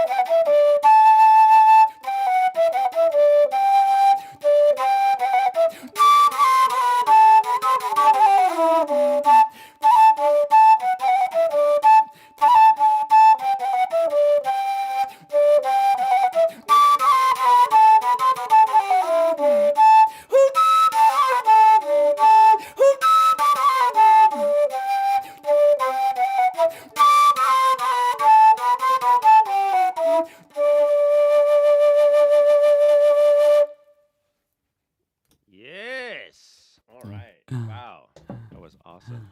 Let me see if I can do this. There he is. Okay. Taylor, you are in. I know you can't see Dave. I don't think, Dave, you can see. You guys can just see me, right? Yeah, it's true. Yeah. Yeah. But I got Taylor on one side, Taylor's over here, and you're over here, Dave. So you guys can crossing ships in the night. There he is. Yeah, Taylor. Communication. From communication. What's happening, brother? Are you got your audio? Yeah, your audio's working, Taylor. Oh, it looks like he's frozen. Oh, he's coming on. And locked up over here. Oh, okay. Taylor, what's happening? Can you? Oh, Taylor, can you hear Dave? I wonder if he can hear you. Oh, maybe he can't hear me. Now I can't. Now we can't hear you, Taylor. Oh, he can. He can hear you. Okay. Oh, right on. I can't hear him if he's talking. Sorry. So, audience, people who are watching, this is what happened. This is called in the moment troubleshooting technology improvisation. It's what we always do. This always happens, so it's not a surprise. Dave, before we pass the baton, I just want to say I really appreciate you and your work. And real quick, and everybody, you guys, Dave's not, as if playing like he just played is not enough. He's also an artist. So could you tell people about your illustrate your books real quick, and then your music, sure. how they can connect with you? Absolutely. Well, one thing I wanted to tell people about first is that Famadou and I just published his memoir in English. We worked on this for a couple of years together, so that's out in the world today. If anybody wants to learn more about Famadou, here's his story. It's amazing. And then I have several other books that I've written too. Here's Finding the Source. And some of my books of my artwork, of my time in the village, drawing on culture, and Joliba Crossing. You can find out information about all of these books on my website, so go check them out if you want to learn more about the music and the culture. They're all good resources, and I think people love having them on their coffee tables and whatnot. So there's my spiel. They're beautiful. Yeah, I have a couple that you were kind enough to send me, and they're absolutely beautiful. Dave, thank you. Thanks, everybody. Talk to you soon. All right. Thank you, Dave. Appreciate it. All right. We're going to pass the baton. I'm still so Taylor, we had audio and now I don't have audio. What is happening? I know we had. It's not coming through. It was there and now you know what? If you just move your hands, I'll just do the sound for you. No, I won't. That's not going to happen. That would be like one of those videos where they replace all the audio of like a rock band, you know, and it sounds terrible. You know, like that's what that would be. Although if you guys seen those videos, it's hilarious. Yeah, that was beautiful with Dave Kobrensky, you guys. Still nothing. Let me see. How can we get audio? I don't have you muted, right? No, you shouldn't. Still nothing. Not yet.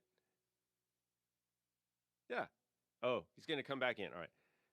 Oh, yeah. I think, you know what, you guys, this software. Oh, there's Carolyn in the chat. Hey. Nice. Yeah, put the link down there. Okay, check it. Check it. Yeah, good. So I can't hear you, but you can't hear me? Can you hear me? Oh, no? yeah, wait. Keep talking. Yeah. Check. Yeah, I can hear you. All right. Can you hear me? All right. Yes. Awesome. Well, welcome, Taylor. I appreciate you showing Oh, up. man. All right. Yes. All right. Welcome. And now it's so cool that we could overlap with Dave. Yeah, love me some Dave Kobrensky. Yeah. So now that we've burned through 3 of your 20 minutes, I want to get out of your way and just let you do your thing because you can do it. You're a pro. But thank you for showing up. I'm gonna just let you take it over. All right? Are you good? So what? You know, just to be totally clear. Yeah. What am I doing here? Just playing? I looked at your thing a while ago, but I forget what it is. It's Rhythm for Peace. Rhythm for Peace. That's all we need to know. Okay. So now check it out. Yeah, I knew I had some. Okay. Thank you for reminding me. So Mamadi Keita has an original composition. He's composed like, I don't know, 130, rhythms that are his compositions that in architecturally as a rhythm, they're not different than traditional rhythms. They're just Mamadi Keita's creations, and they have some things about them that are Mamadiisms. But one of the rhythms he created is called Horoya. And Horoya means freedom in Malinke. And freedom is essential in life for being human beings. It's true. He created this rhythm to honor freedom.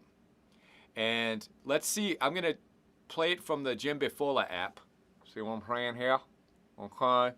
And into my Bluetooth speaker. And I'm going to try to play along with it, but we'll see. So you tell me if the balance is good, okay? All right. That sounds good so far.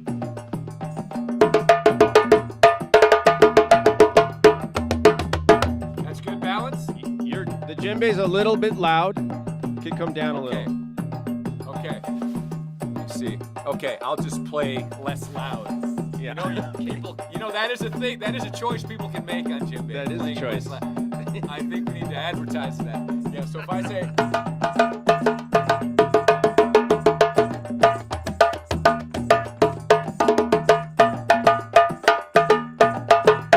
That's good. That's good.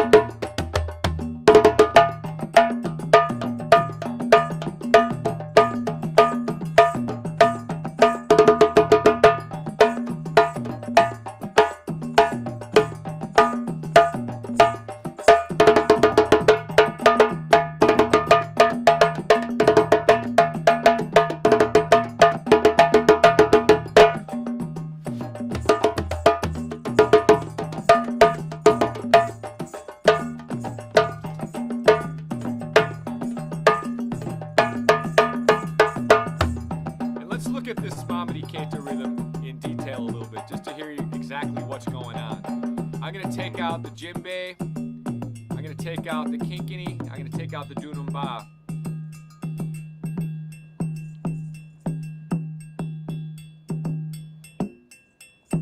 Aha, songband, long form. Let's hear the kinkini with that, so you can really appreciate what's going on.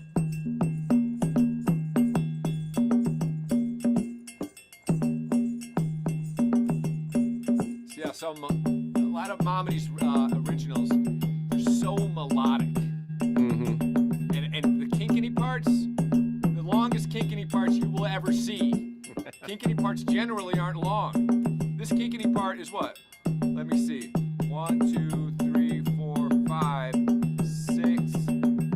Wait. 1, 2, 3, 4, 5, 6, 7, 8.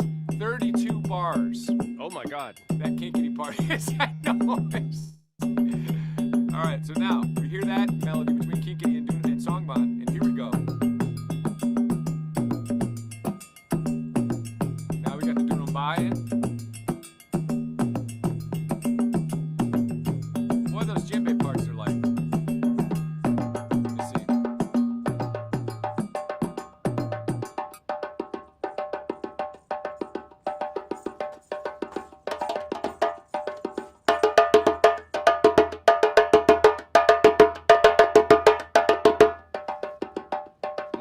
Yeah, I played this. That's me playing on nice. the app. Yeah, and a lot of these Mamadi Educator originals, when I went in the studio to record them, I had not only had I not played a lot of them, I had not even heard of many of them. You know, so it was an interesting learning experience. Here's accompaniment 1. Yeah. Ah. Hi. So yeah.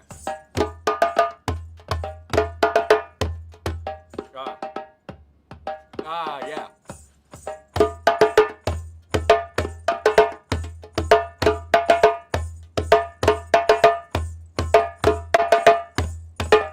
Yeah, nice. Let's get that accompaniment going.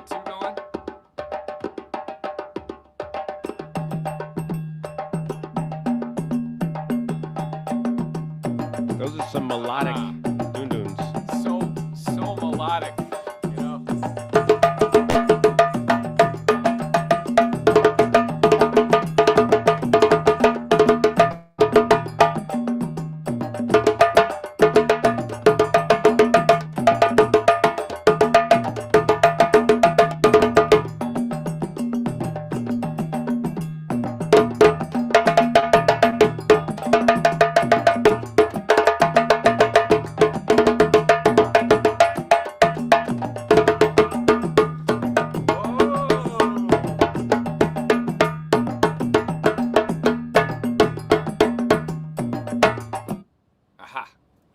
Someday we'll make the app react to a break coming from outside, but hey, not yet. I'm like, not yet. I wish I had a picture I wish I had a picture of that a frame shot. You're like got your phone and you're drumming, and I'm like, don't drum and text, Taylor.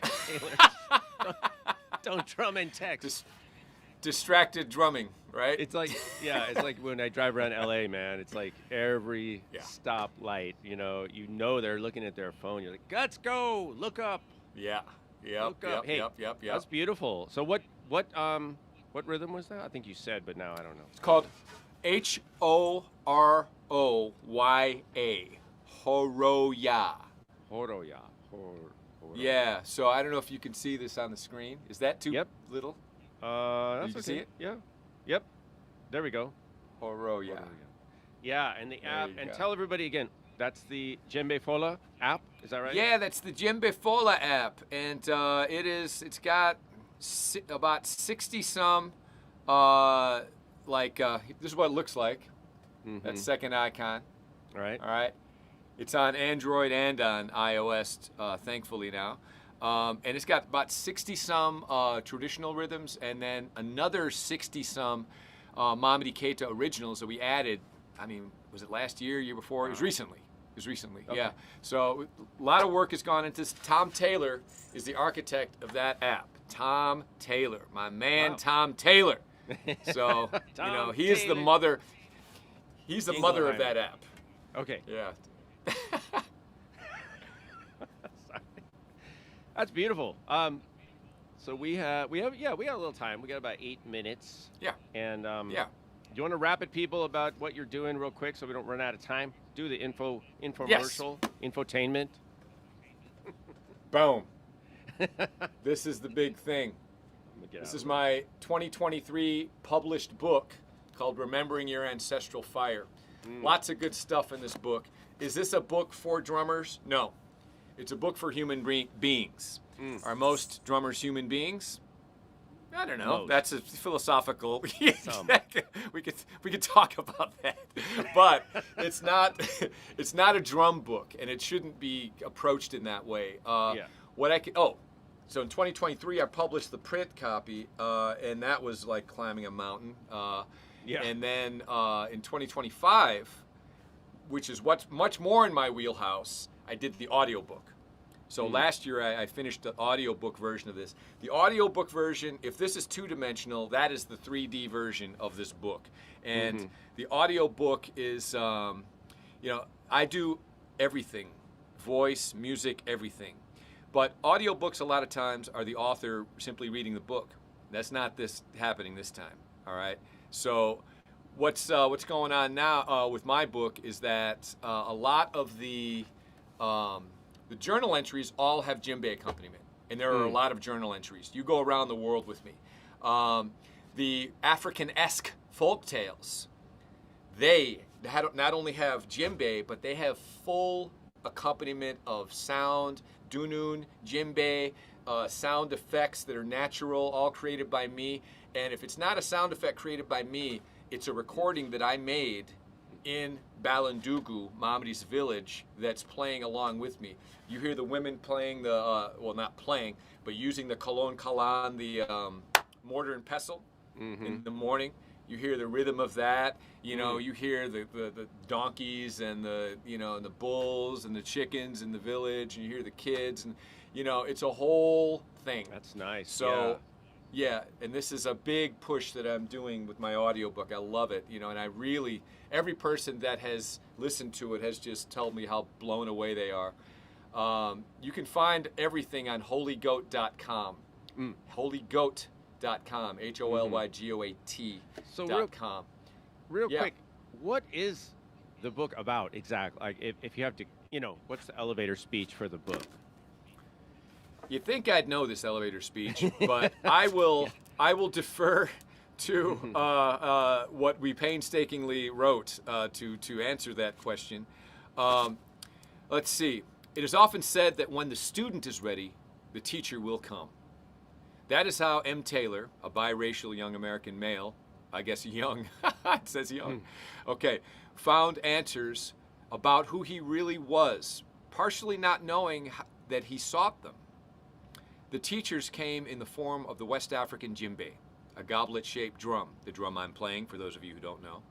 its rich culture, music, and dance, and the culture bearers who bestowed upon Taylor its secrets, tradition, and life's rhythm.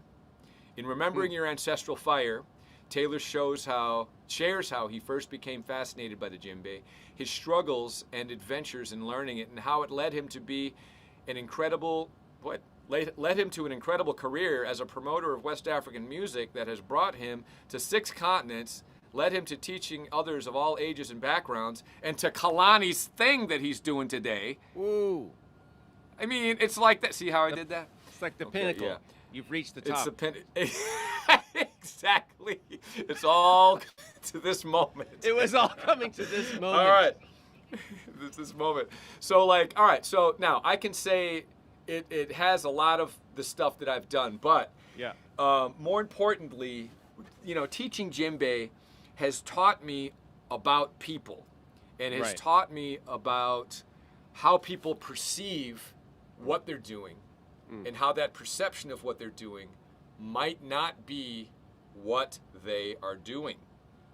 Now, I saw this in class a lot. I demonstrate something, and I said to it was a teenage kid one time, I did something like that. And I said, please do that. And he goes, and I go, did you just do what I did? And he goes, yes. Now, that was a profound moment in my life, because I'm like, this person thinks for some reason that they did. And in what ways were they doing what I was doing? They were hitting the drum. In that way, we were doing the same thing. Yes. They were moving their hands. In that way, we were doing the same thing. So I broke it down and invited him into awareness of what I was asking. You know what I mean? And look, in college, one of the main things I learned was communication is a receiver phenomenon. Right. And that messed my brain totally up, because I was like, look, I'm a communicator, yo. I've done speech, I've done theater, I've got a writing degree. If I write something that's really well thought out, it's on you. And then I realized, well, if someone walks away from my class and said, yeah, Taylor says the sky is green. I never said the sky is green. But the problem is, that's how they took whatever I said out of the room. I communicated that to them. Somehow. So it's something, right. So how do you hedge against that? Well, I don't want to get too deep, because I know we don't have a lot of time, but in 7 Habits of Highly Effective People, Stephen Covey talks about seek first to understand, then to be understood. A mechanism you can implant in your dialogues is, what did you understand by what I just did? Right. You ask people that, get ready to be surprised, because you'll be like, oh. You'd be like, okay, thank you. I'm glad we had this conversation. Now let's turn it around. So this book is a lot of observing human nature, and about again, the chasm between our idea of what we're doing and what we're doing. Maybe it's not what we what we think we're doing. Yeah. Might in fact not be what we're doing. My latest mind-blowing thing was vitamins. Recently I take really high quality vitamins, organic, yada yada. I looked up on Gemini, what should I do? How should I do this? Now I put butter in my coffee. I'm one of those people. I froth it up, Right.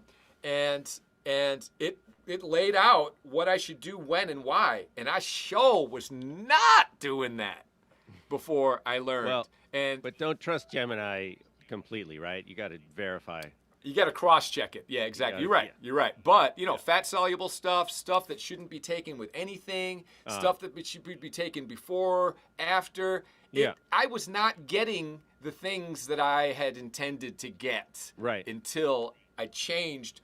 And I didn't know, So I'm in a constant state of wondering if I'm doing what I think I'm doing. So I ask people a lot of questions about what I'm doing. Because I literally have my confidence, weirdly, my confidence in what I'm doing has now come into question pretty much 100% of the time. I think that's a good sign. That means you're self-reflecting, and that's what a good teacher does. And you got to have an outside source to kind of check in with. Is that a guru? Is that a trusted friend? But something outside of you that can witness you. I'm gonna use that as a transition to bring in Butch Norton, who is next. Now you guys can't see each other, but I just put Butch in the other side of the screen, and you guys probably don't know each other, but you should. Maybe you can connect. Drummer from another mother, huh? Drummer from another mother. There he is, cowboy hat and all. I don't know what's on his shirt, but we're gonna find out in a second. Taylor, thank you so much, and you're welcome. Holygoat.com. Boom. Yes. Yeah, and do it, and let's do more together. I'd like to. Yes. Anytime, you're always welcome back on the channel anytime. I've got lots of videos on your channel, so go ahead and find them, folks. Yes. Yeah. Good stuff. Yeah. Absolutely. Thank you. I appreciate you so much. You're welcome. Thank you, Kalani. All right. We'll see you in Bye-bye. the future. All right. Bye-bye. Butch Norton. What? What? What? It's your stage, my friend. Let me make sure you're in the other view here. I'm gonna set up my thing. You set up your thing. All right. Let me see. All right, ladies and gentlemen, this is Butch. I don't know what he's doing. He's gonna do something. Oh, he's doing something. Wait. He's got a cassette. Hold on. Oh, okay. Hold on. All right, so your whole screen sort of turned blue. It's got a blue hue. Oh, you got lights going on, right? I think that's. Look at that. That's called a cassette player, folks. It's a cassette. It's awesome. Okay. All right. Everybody calm down. Now, look, we're going to do this for a little while, and that's it. Because I am not going to do it the way you want. I will never be able to do it your way. I can only do it my way. Wait a minute, lady. I'm not doing it any way other than the best that I can do. And if you are not satisfied with my best, then that's too fucking bad. So we're going to have to reach a solution or a resolution very soon. You cannot keep telling me what you think is the better thing, because I don't even know who the hell you are. And after 50 fucking years in this business, I'm not going to take all the interpretations from you. You asked me to do this. You didn't tell me that I was going to have to sit here and take all these goddamn directions from you. You didn't tell me that, did you? Which I'm doing now. So let's do this thing and know that we are getting close to burnout.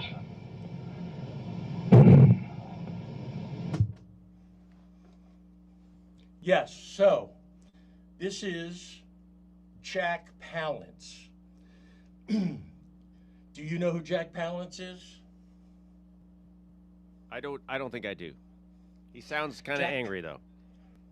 Jack Palance is an actor from the 40s, 50s, 60s, 70s, thousands of movies, contemporary of those actors at the time. And this is, I'm playing this from my cassette recorder because this is how I start my shows now, my improvisational shows, with this Jack Palance interlude when he was on doing a session for a commercial back in the 70s. That's a real recording. That's a real thing. Yes. This is from a CD that was gifted to me about 20 years ago called Celebrities at Their Worst. That's amazing. And on that Celebrities at Their Worst, you can find them on Amazon in Deep Dive. He made a couple, and there's the famous, Buddy Rich stuff, the Paul Anka of him telling the guys, where are the ties, where are the shirts? There's all these guys, John Wayne, who's drunk at a reception. Yeah, so that I play this because it starts a it starts a thing, and then it all comes back to I've been going deep into recording crazy things, which I want to share today on my cassette recorder. Yeah, and then I play it through my PA system, and then I accompany it, and then the other two instrumentalists that we improvise with this cassette tape stuff on a few things during the show. Yeah. And it all stems from me starting playing drums 65 years ago, sitting in front of the television. playing along with suitcases, pots and pans to the cartoon music. That's how I started playing until I saw Ringo on Ed Sullivan, because I'm that old. Yeah. You're a learned man. Real quick, one of the people in the chat, Richard, is asking, was that guy, the guy that's on the tape, whose name I've already forgotten, was he the first Tonight Show host? He was asking. Do you know? No. No. That's Jack Parr, P-A-R-R. Parr. This is Jack Palance, who's from that generation. Right. Yeah. That's a good guess, though. Good guess, yeah. Yeah. So we start there, and what I'm going to do a little groove thing here with another cassette thing that I did. I just recently had this vinyl djembe, the head broke, and I went down to Motherland Music, right? And I had them rehead the djembe for me. Mm-hmm.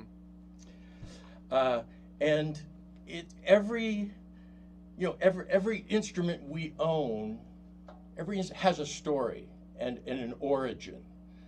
And I love that when we talk about our instruments and what we have, what we're putting together. I've put together a little ensemble of crazy stuff. And the reason I mention this djembe is because I brought it home, and the cassette tape right here that you're gonna listen to in a minute is me playing this djembe on the floor into the cassette recorder. Now, when I play the cassette tape back, it sounds nothing like a djembe because of the crappy microphone in the cassette recorder, and that's what I'm trying to capture. That's what I love. This sound. Yeah. And it's what is it? It's kind of a guerrilla DIY situation that I love, that I've been stumbling into in the last year or so. Nice. And then in the ensemble today, we have the North drum. Mm-hmm.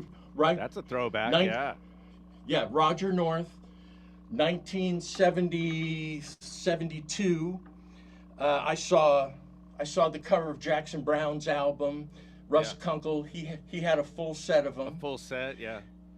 He had a full set. I think I saw Prairie Prince from the Tubes used to have those too, a few of them, or maybe. Yes. Yeah, one of those guys. Anyway, yeah, very cool. Yeah. The North drums, yeah. And North drums, and I so desperately wanted a set of them. And this is '75, and I went and saw Billy Cobham. Billy Cobham, who had a full set. Of course he did. So, yeah, I couldn't afford one of them at the time. So I stole this. I was 15. I stole this from a construction site up in San Francisco, Redwood City, and I fashioned it was 12 inches perfectly, and I took apart a 12-inch tom and fashioned. This is Butch's heating duct drum, and it came. To me, it looked like a North drum, right at the time. So I made my own North drum, as it were. Now it's more like the south side drum. Yes. Now, the little African drum here that I've attached to the North drum is from my mom. She traveled all over the world, and she brought back this little tourist African drum with an amazing little skin on it. And I had it put away. My mom died 2 years ago, and I pulled it out, and I've been starting to use it a lot.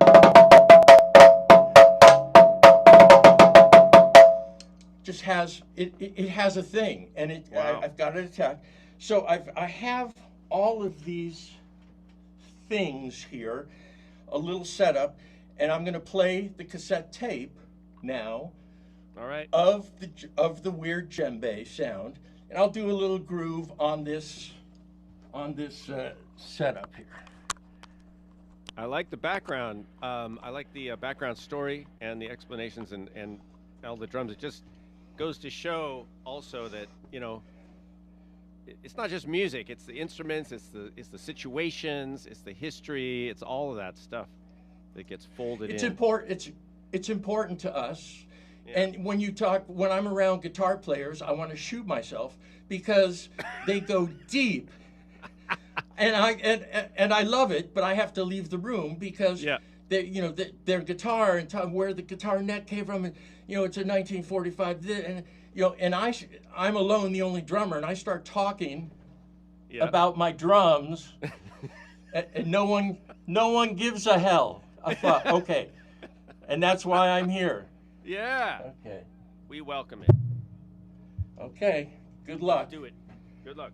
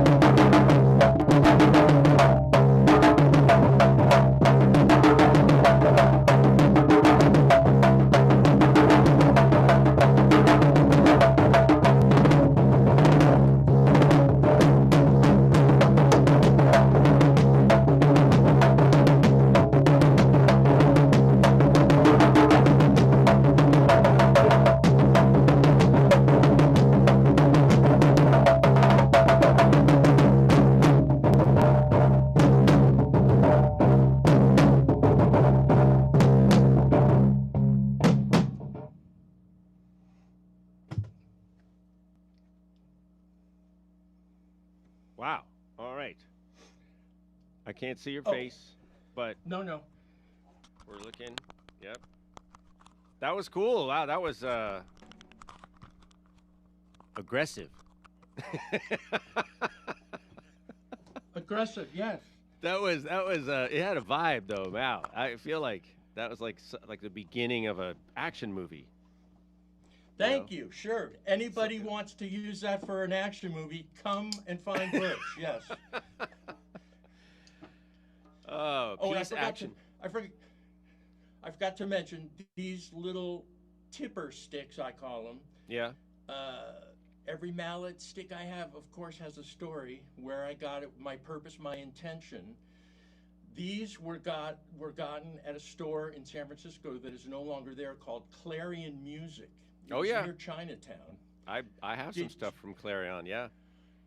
Right. Yeah. Clara Very cool. Sue was the owner, and downstairs she had every piece of Wuhan gong, cymbal, in the world. Well, she had like a pile of these little kind of 3/8 maple sticks, and they're used for some type of. I have a bunch of pairs, and I just love them. Anyway. Yeah, that's cool. Awesome. Yeah, I brought a pile of stuff from Clarion one time with my van. Drove my van up there because if you're a percussionist or drummer, you got to have a van. Some large vehicle, yes. Some large vehicle. So anyway, that's cool. That's cool, Butch. You want to play some more? Do you want to rap a little, or what do you want to do? It's up to you. Either or. I'll always play, but I love rapping with you, and for me, this Rhythm for Peace today. Thank you for doing this, and for us to all share positive, creative things and words and ideas. You know, this is important. Yeah. And I appreciate what you do with World Drum Club and you know how you've been forwarding all of this, and you know, more needs to be done all the time. I agree, and you know, just being proactive, and a couple of the other people have, you know, brought up this kind of unique potential and power of music, sharing the music. But when you share the music, like Dave Kabrensky just did, you can't help but share the stories, and the stories are about people, you know, and that's what it is. It's us connecting and appreciating each other. I feel like peace, you know, if we want to aim at peace, then music is a great tool to do that, and because it does contain, you know, it's about people and it's about cultures, and but it's about appreciation and people working to create something, not just moving, but also, you know, emotional and human. Music is a humanity, right? Music is a humanity. How about this? We got about 4 minutes. What if I would say, hey Butch, why don't you play what you want to see, what you want more of, what you want more? What is peace or more? Where do we need to move to? And this is a musical landscape, a musical picture. You want to do that? Yeah, let's do that. Yeah, because okay. What I'm doing here, expressing that you're allowing me to express, is, you know, free form. It's in the moment. We need to do more of that. I think, you know, as we are learning and starting our journeys, you know, we glean from each other. We get books, we get teachers, and we get away from the pure expression of sitting down and just free form playing. I wish that more for everybody. And combining, like you do, like we do as percussionists, combining all different types of weirdness, like you've seen today here, my handmade stuff from the family, stuff that doesn't normally go together. Well, how do you make that work? Yeah, exactly. And now I'm just going to ramble on this little thing and just make a mess of everything. So here I go. Do it.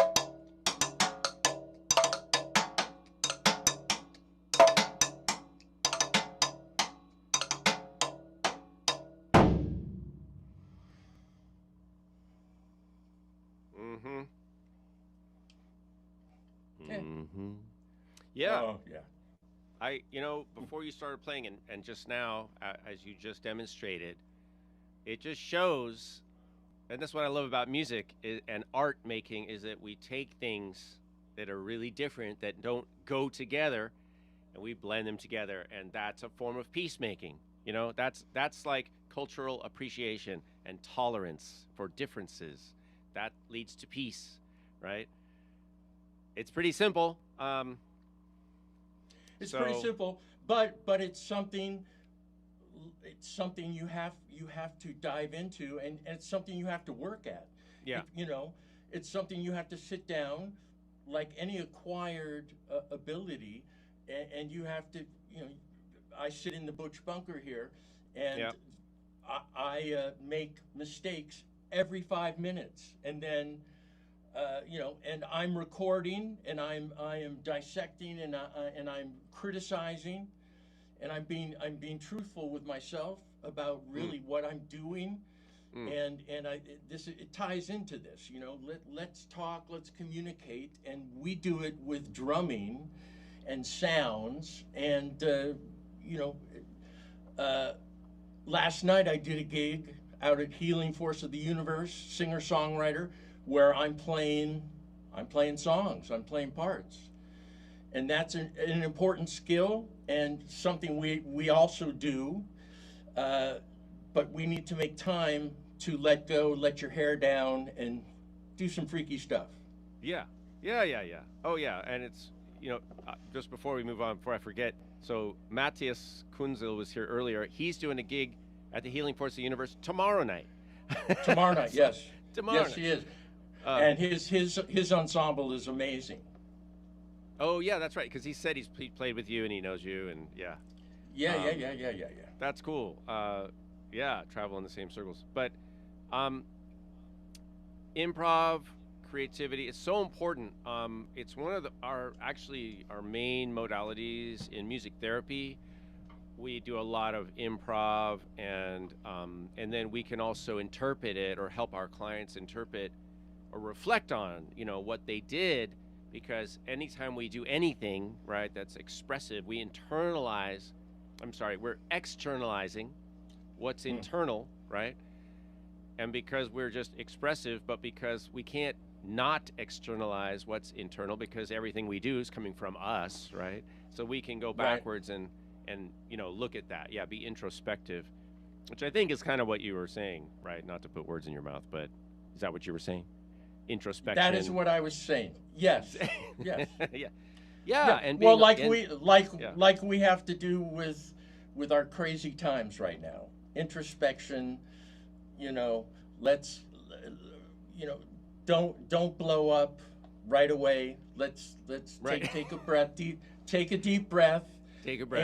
And take a deep breath, and then just go in your own little place and improvise.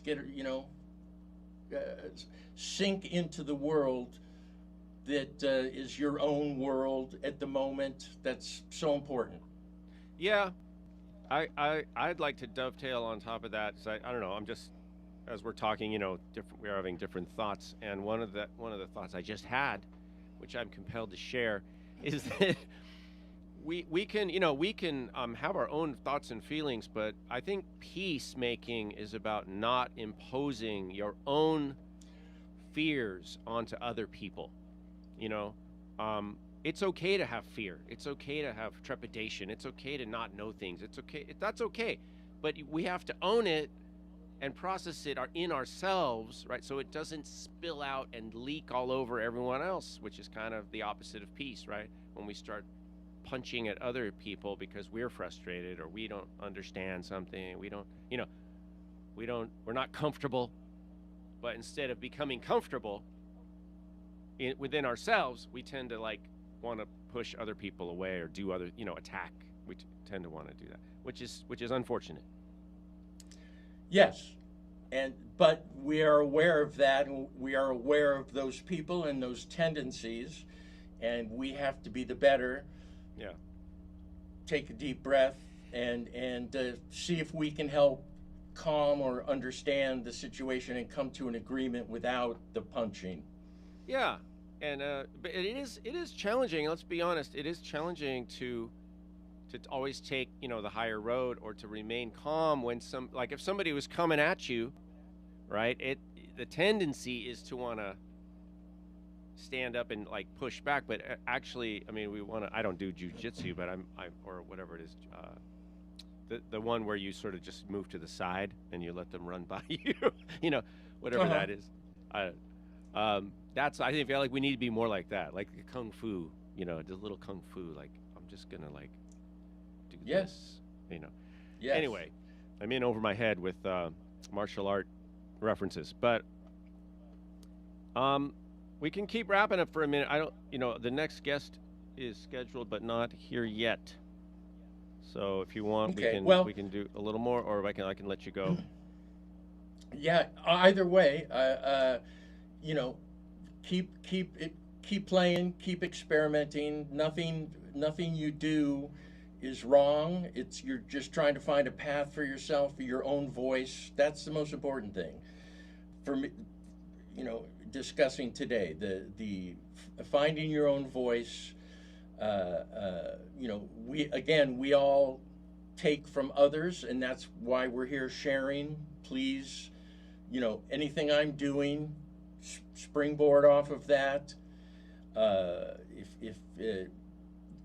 just send me a check or some cash, that's fine. If that, send it to Kalani. I know he'll take it. I'll take He'll it. put it on. He'll put it into his Corvette or something. Yeah. And yeah. God knows. How can people connect with you more, Butch, and expose themselves to what you're doing? You don't ever want to say expose yourself to Butch. Don't. That's. Hey, I saw your how to move your drum set article, and was that in Modern Drummer or what magazine? Was it Drumhead magazine? Schlepping a la Butch. It's a special article that you'll want to go into the archives and look. You want to go to butchdrums.com, butchdrums.com, and you will go down. You'll go down a very sad rabbit hole. Yeah. A rabbit hole full of stolen construction materials and... Everything is stolen, yes. Everything I've done is stolen from someone somewhere. I've never bought anything. I've never bought anything.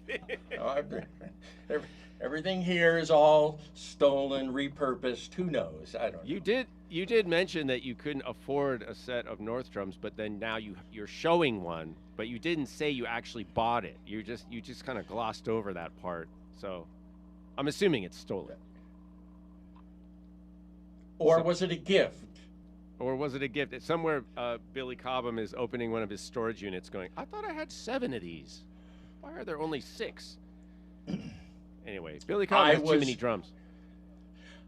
So I was, when the Eels, this band I was in, 97 at the NAMM show, I'm a Piscean Dorsey.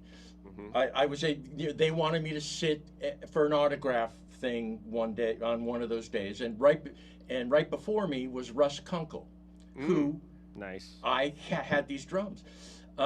He was finishing up his signing session. They were getting ready for me. There was one person in line who kind of knew who I was. So I'm talking to Russ Kunkel, and I'm like, Mr. Kunkel, this is Butch Norton. He's like, oh, yeah, nice to meet you. Yeah, blah, blah, blah. And I go, I bought which I'm telling you I did. I bought a 6, 8, and a 10-inch North drum because I saw you and I saw Billy Cobham. And Russ Kunkel goes, you really bought North drums? And I go, yeah. And he goes, those are the worst sounding drums in the world. And I'm like looking at him, and I'm like, dude, they sound great. And he's like, how do they sound great? I said, well, they don't sound like tom-toms.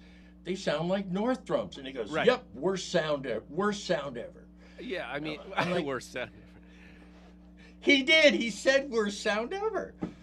And now flash to 8 years later, we're doing a Piscean golf tournament thing, and I'm playing in a foursome with Russ Kunkel. And I introduced myself, Mr. Kunkel, years ago we were at the NAMM show. Oh, he goes, yeah, okay. And I go, yeah, and I asked you about the North drums. And he goes, oh, you're that guy. Worst sounding drums ever. And I'm like, oh my God, dude, you're still on that thing. I said, I use them all the time. And he goes, what do you use them for? I go, sound and percussion. They're a whole different animal. That's all. Yeah. I loved that interaction with him. But I did buy these. Yes. Okay. Nice. Okay. Well, I'm glad to hear that. Yes, I know. That's funny though.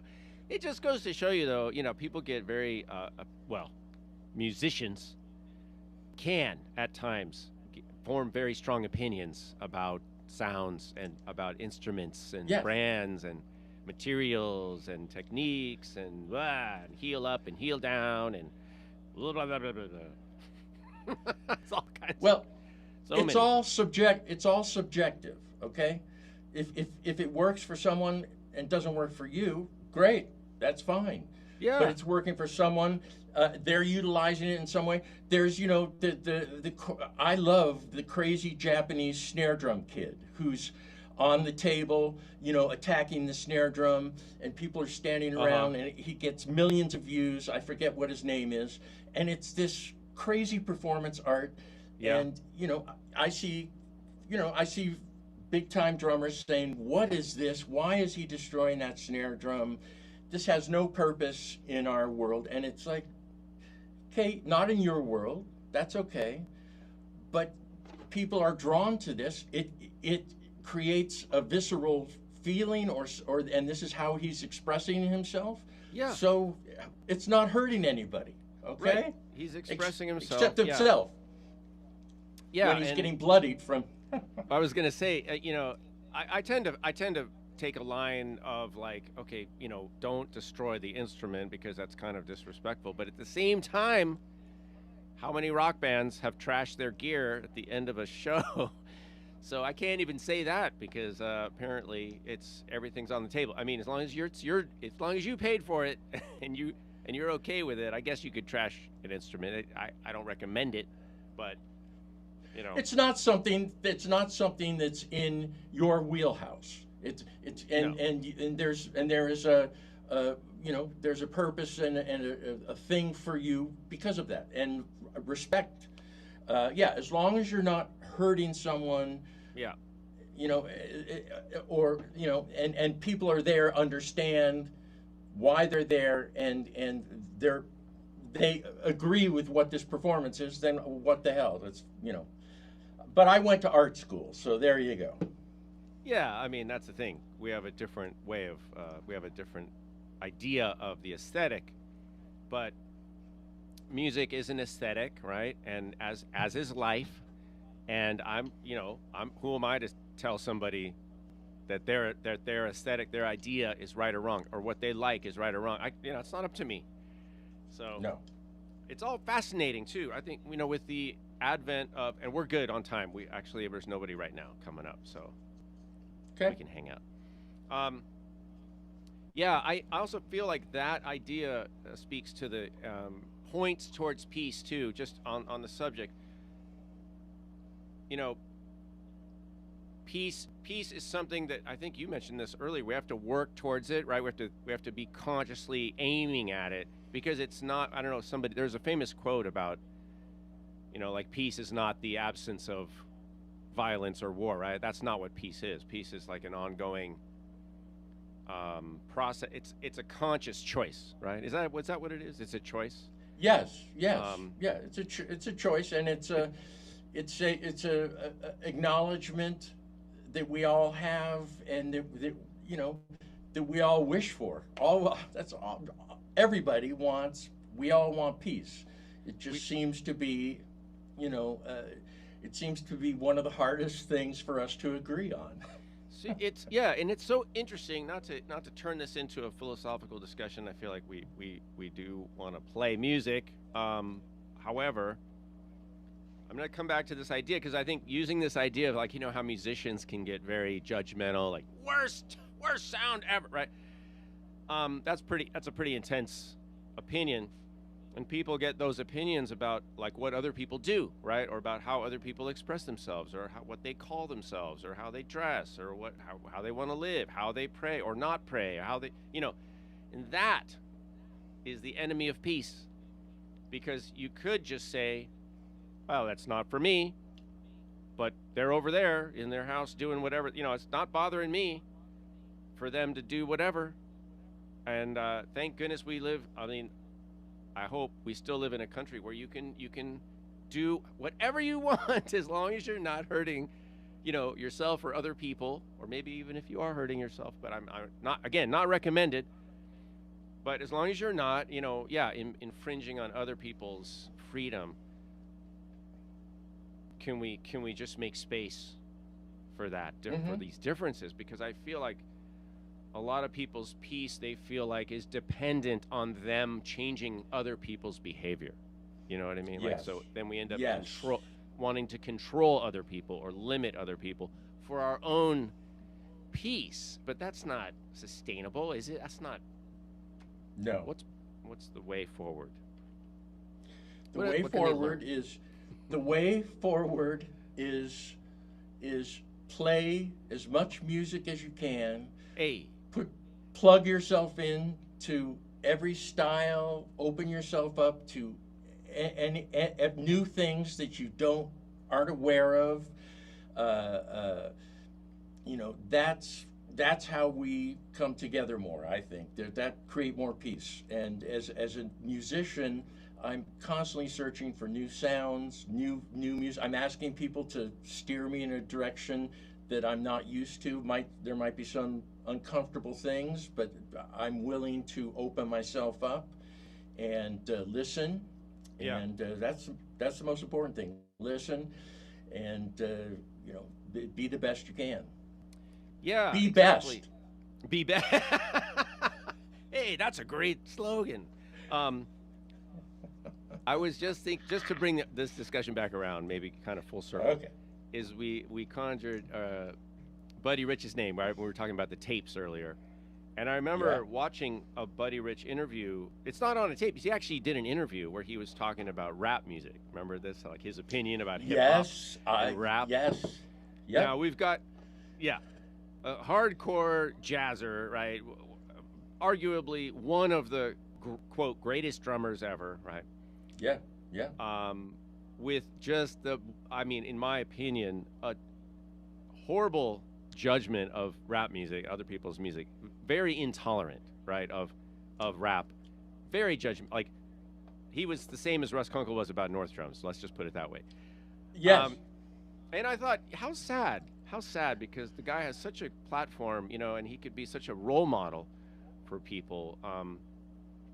But he had these strong, opinions, and it just that kind of intolerance or inability to find the goodness, to find what other people are finding, because obviously a lot of people were finding inspiration and something amazing in rap and hip hop, but he wasn't able to get there, and I wonder why. Right.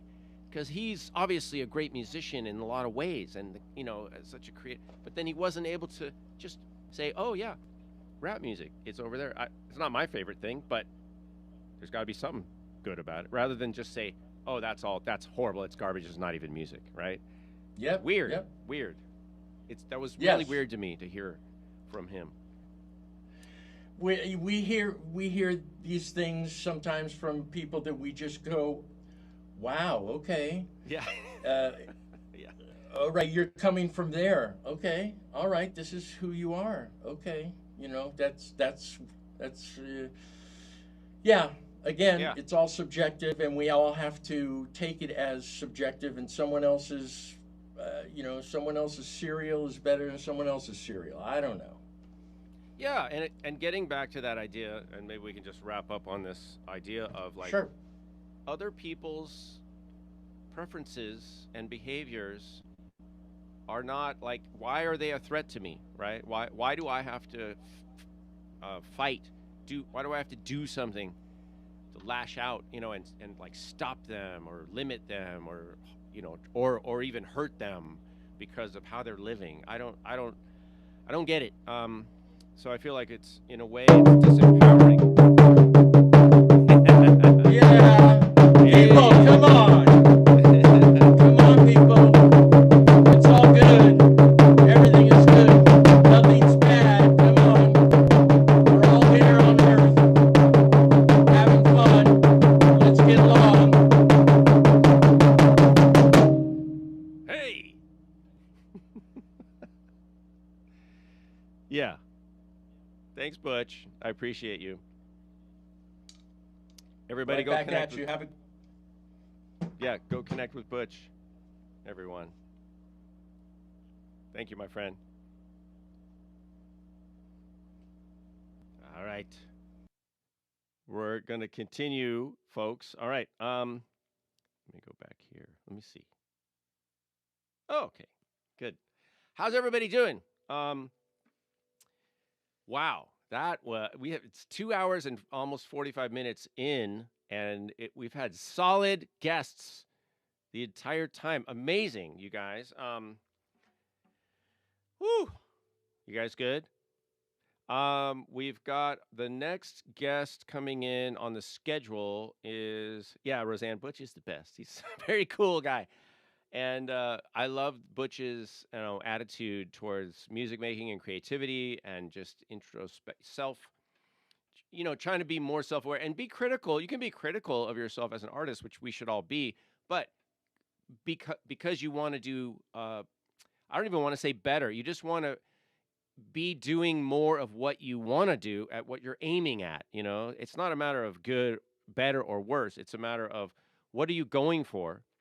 And, are you getting there? Do you feel like you have the skills and the resources and the knowledge to get there? That's all it is. It's your there is going to be different than somebody else's there. It's not a hierarchical thing. It's just like you could be over here, you could be over here, you could be over here, and that's where you want to be for now. And you can always change your direction later. Yeah, and I see Jeff Tripoli drums. Jeff Tripoli is on the chat now. Jeff's going to be here at 2 p.m. Pacific time, so in a couple hours. And we also have my buddy Sean Gaugan coming up. Oh, Jeff, sorry, 2:20, right? Is that right? 2:40, 2:20. See, I can't read my writing. I have it written down over there. Jeff, just put it in or maybe split. 2:20, I guess. Yeah, 2:20.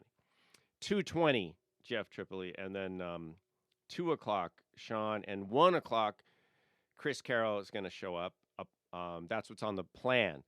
But maybe other people will drop in. I don't know. I sent the link, an invitation to quite a few people, so they might drop in. For now, I'm going to continue with a little bit of music. But first, I want to do a quick reading from the Radiant Sutras. First, I'm going to set up a little background music.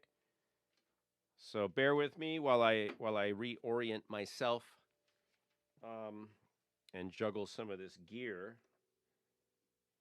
Let's get a little something going. In the looper.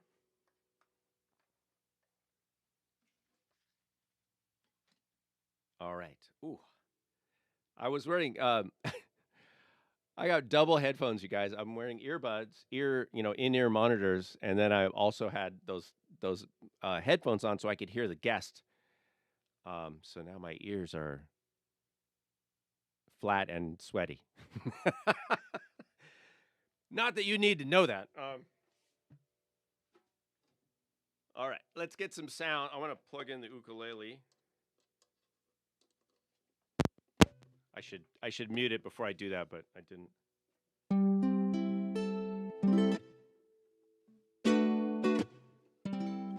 All right. We got a little reverb.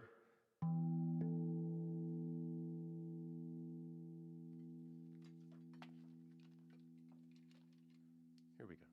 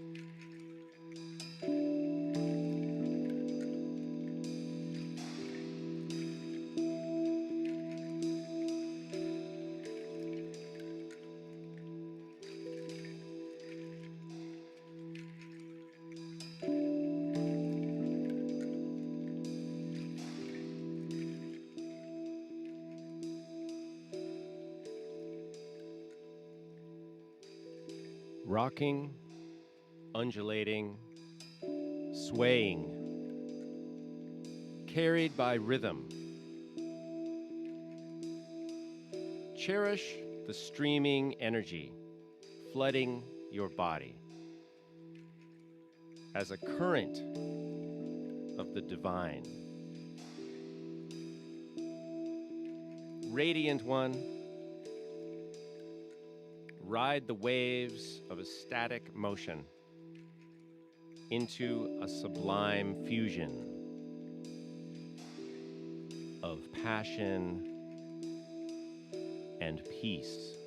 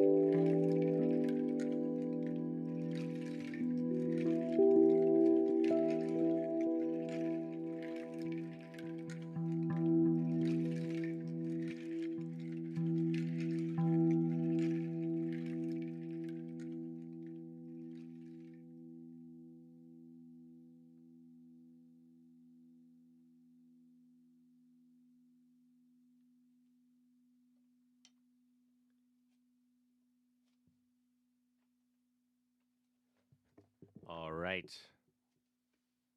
What's up, gang? I think I'm going to swap out the tank drum over here, but I do want to give a shout out to Kosmosky for providing me with this steel tongue drum, or this tank drum. It's electric. There's the bottom. I have it plugged in. I'm going to, so this is an E minor, and I want to swap it out for a different one. Also, any feedback on the sound? I'm trying my best to make sure my vocals are loud enough, and everything's balanced. I'm still managing this setup, and I apologize for the out-of-tune keyboard. There's a patch on my keyboard, and I noticed it a couple days ago, and I forgot about it. It's like it's not in tune. It's weird. It's this bass sound, and it's strange, but it's detuned like to a third or something. It's not the right note. Caught me off guard, so I do apologize for that. But that's what happens when we're improvising. So I'm gonna grab this other drum. It's down here. I gotta dip out for a second. So I'll put the music back on. Let's do this. We'll have a little scenery changing music.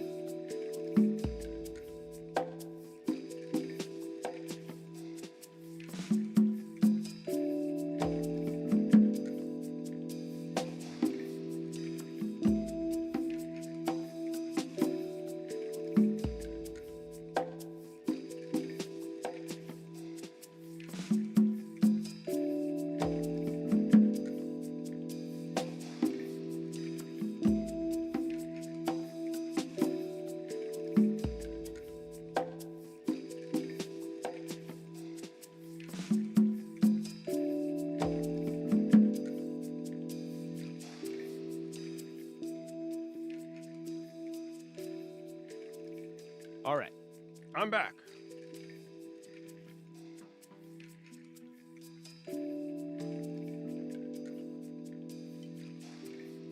How are you guys doing?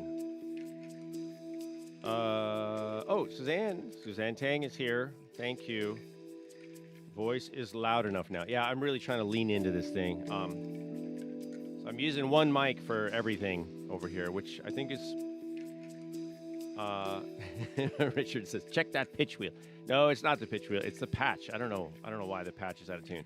But yeah, it's a little tricky logistically, but I feel like this is the best move. I do have a headset mic that I could use when I'm talking, but then I have to, I got so much stuff on my head because I have earbuds, and then I had this headset mic, and then I have two things wrapped around my ears. It could work. I still might go back to it, but I don't know. We'll see. All right, I'm going to change up. Let's change up the vibe for a second. So, as I often do when I'm doing Tuesday Muse Days, I'm going to erase the looper. I feel like, for me, the live looping thing is kind of like, I've talked about it as like a mandala or a mandala, in as much as, that when they do the mandalas with the sand, the colored sand, and they work, a long time putting a beautiful structure design creation together, and then they'll just blow it away, like they'll just dump it, right? They'll just erase the whole thing, because it is in the process that I think we find the peace and the concentration and the creativity and the benefit. Once it's done, it's fine. You can look at it and you can say, "Wow, oh, that's beautiful," but that's different. That's a different part of the process. But when we play music, when we're creating, it's when we're planting the garden and we're tending to the sprouts and the plants, and we're weeding and we're nurturing and trimming and pruning. That's the gardening part, right? Once it's grown, That's awesome. You know, you walk out, you reach up, you pick a pear or whatever it is. That's good. There's nothing wrong with that. I'm not saying that's bad. I'm just saying that that's not the gardening part. So when we play music and we create, you know, that's the part that I think is, to me, is where a lot of the value comes in, and the feelings of peacefulness, because we can get into this flow state. What is a flow state? It's quite simply where challenges and abilities intersect on a graph, right? So if you have a graph like here, this diagonal line, if you have challenges this way and abilities this way, then the flow state is a 45-degree angle where your challenges and your abilities are pretty much this, you know, balanced, give or take, you know. And that's where we find a state of flow. That's where all of our senses are working towards, you know, something positive, towards something creative, and we're connecting. Hopefully we're listening, right? As musicians, that's like the first thing we do is listen. Like Taylor was saying earlier, you know, communicating is first a receiving art. It's a receiving process. What is being communicated to me, or what does somebody need? What are they saying? Because then I know how to help them. I know how to communicate. You know, what are they asking for? What information do they need? What was their interpretation of the last thing I did? Does it match my intention? You know, all those kinds of things.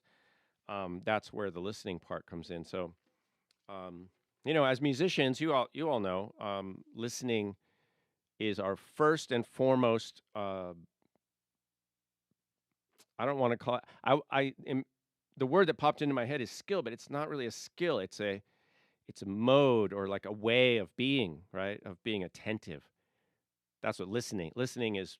Total perception, you know, perceiving. And it's not just listening, it's looking, feeling, touching, interpreting, you know, it's all those things. So that's the first thing. All right. Now, should we try to do a little drumming? How fun was Taylor's djembe stuff? I feel like it was so much fun.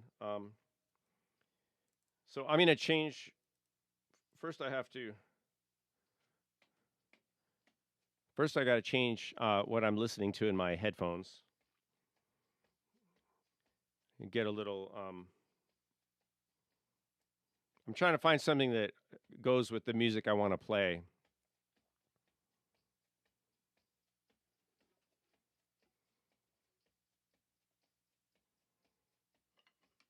We're getting close.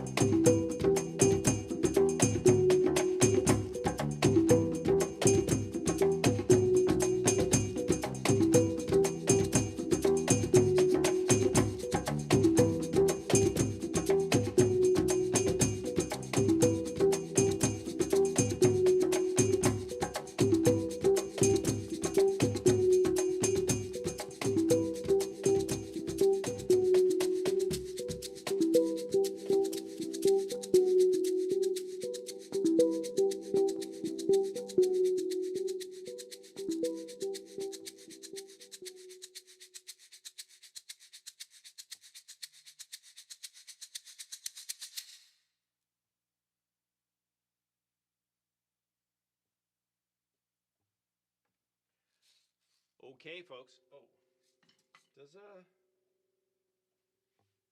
is this video? Is this video like a little shaky? I feel like it's like a little. Ooh. I think it's because the camera lens over there is struggling a little bit in the low light, but that's okay. Let me go back. Let's go back to this view. How are you guys doing? You good? So let me see. I think, yeah, the next person's coming in about 1 p.m. my time, which is in about 30 minutes. I wanted to try to recreate. Oh, yeah, this is the wrong handpan. Thanks, Urban Dervish. I appreciate that. That was a cool vibe, right? Kind of cool. I'm just throwing together stuff, you guys. I don't really have a plan right here. I just try to play. But I do have, wow, if I can remember. I think I can. There was a tune I did, remember, a few weeks ago on Tuesday Muse Day, and I wanted to try to recreate it. Let's see if I can remember.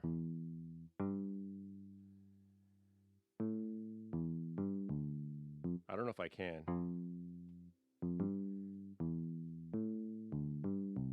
Yeah, okay. I think I can. I think I can remember what I had going. Let me check. I'm gonna set up the looper. Let me erase everything I have in there. Is the volume loud enough? I feel like I have to keep eating this mic, like right here. That's better, right? Let me gonna make sure I always turn it up. Okay, maximum volume.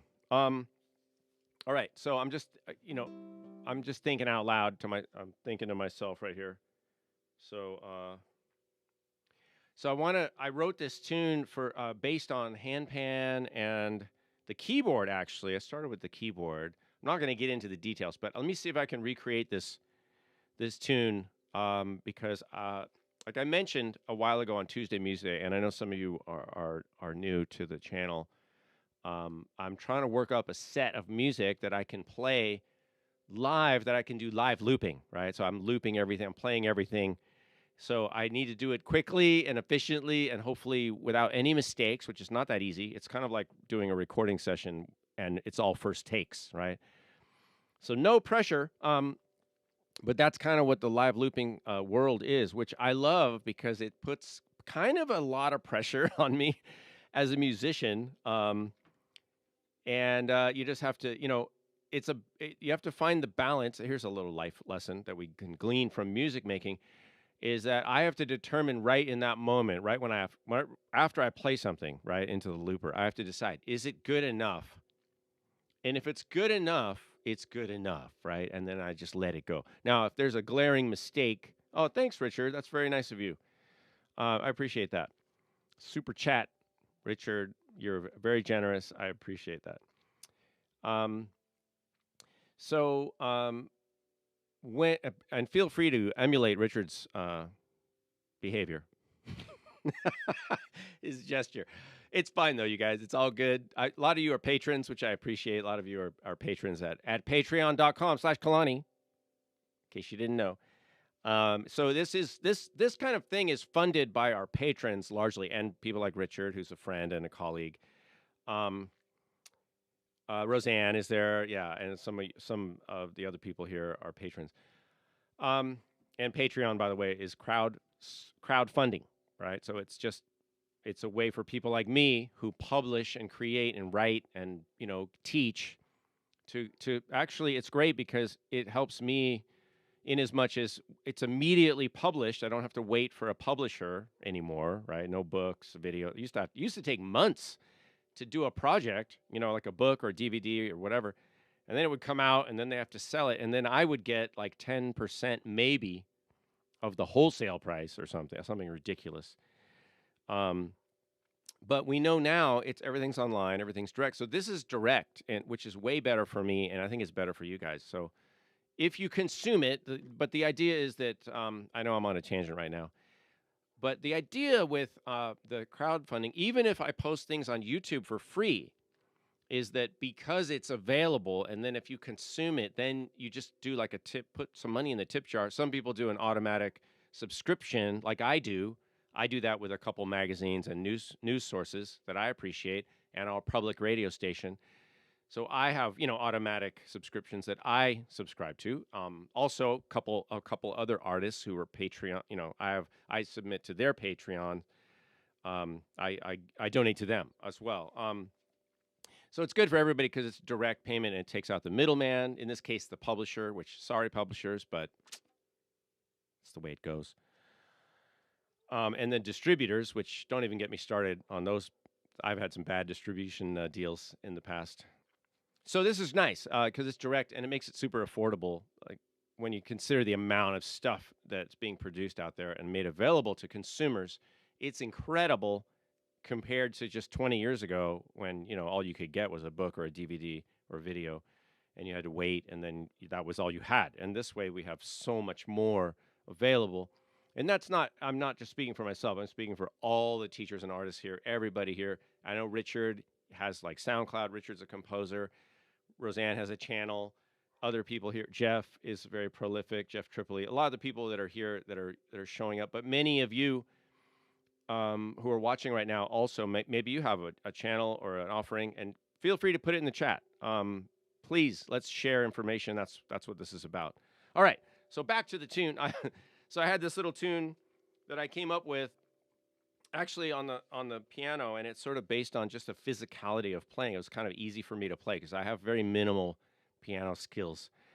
But I'm going to try to do it again. Make sure I'm on the right sounds. Let's see. Little electric piano. Let me get the level. That's loud enough. Okay, so I'm gonna try to put this together. I thought it was kind of a fun tune. It's got keyboard, the tank drum, keyboard, bass, and then percussion and drums and ukulele and some flute. Hopefully, all right. Now I have to think about what key flute. Oh yeah, I know. It's the A minor flute. All right, so let's see if I can do this.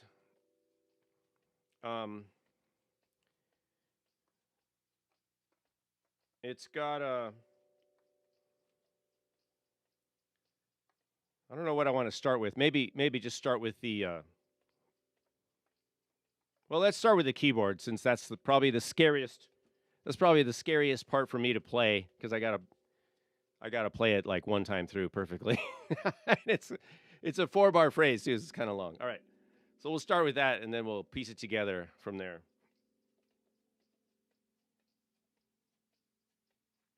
All right.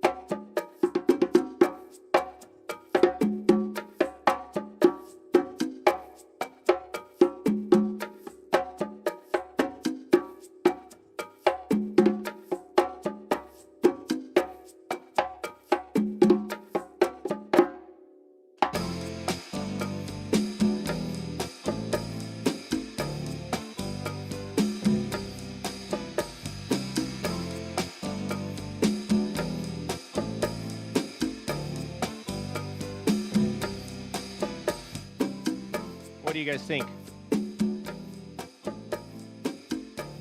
It's kind of a cool vibe, right? So I didn't put in the tank drum. So I'm gonna try. I think I remember. I think this is the. You know what? No, this isn't the right tank drum, or is it? Let me see. I'm just gonna experiment for a second. Stand by. You can watch.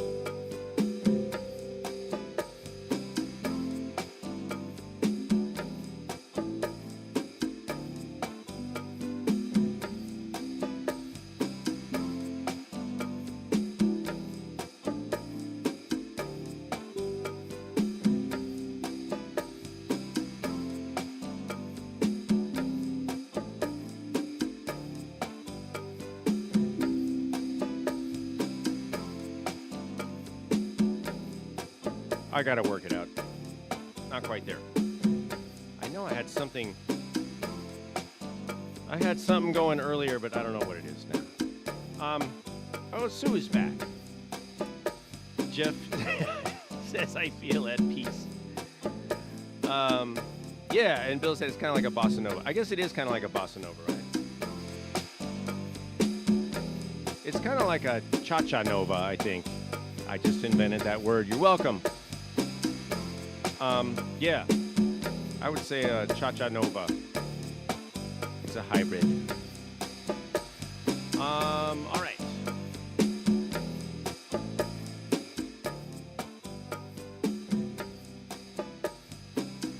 Thank you, Moonbeam Music Girl.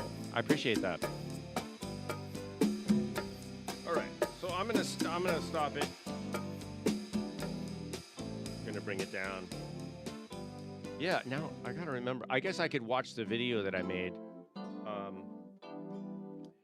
about what I did on the tank drum, because I know I had this tank drum over here, which again, I want to give a shout out to Kosmosky. I want to talk about a lot of the instruments that I'm using here, you guys, because I do appreciate the people who make them.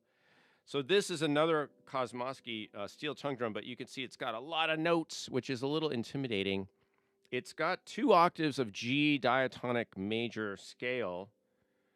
I think I can show you as it's on its own. And by the way, I've got all this stuff is on one stand over here in my studio. I've been working on it. But here's this drum. Maybe this angle's better. Maybe let's move this.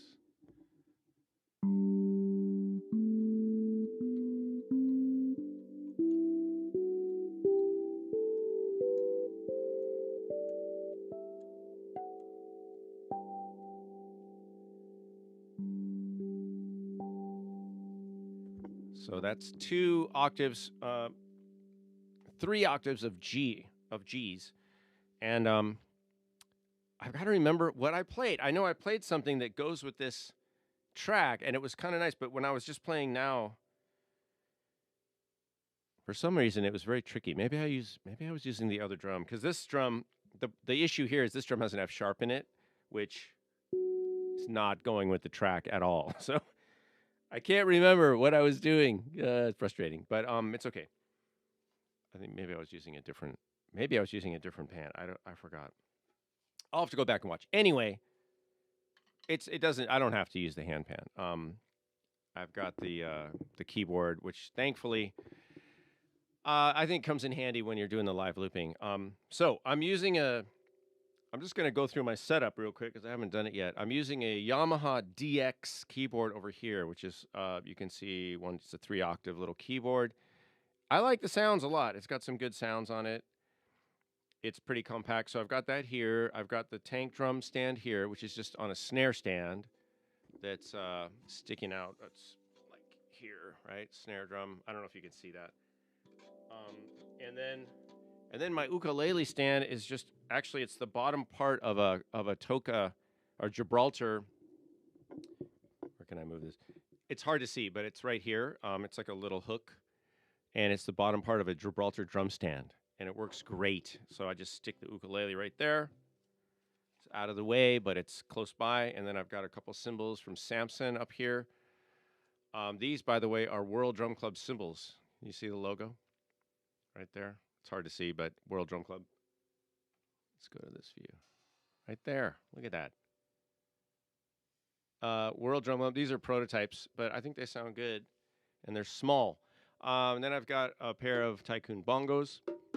Up here, I've got Congas, obviously. I've got a djembe down here with a calfskin head. I've got a Cajon by Kopf. I've got a bass drum pedal, which I have hooked up to the SPD SX, which is a Roland drum pad, which you can't really see, but it's right over here. I've got some sounds on there. And then I use, since everybody always asks this question when we're doing looping, somebody doesn't know, which is fine. I use a Roland, a Boss RC505 MK2 loop station for the looper. And then my mixer is a QSC Touch Mix 8. And then I'm using ATEM Mini Pro ISO for my video switching and audio, and it gets all the video and it sticks it in the computer, and then it sends it out to you guys. I think that's pretty much all the gear. Flutes today are by 2 makers. I use a bunch of flutes. A lot of them are made by Brent Haynes, Wood Sounds flutes.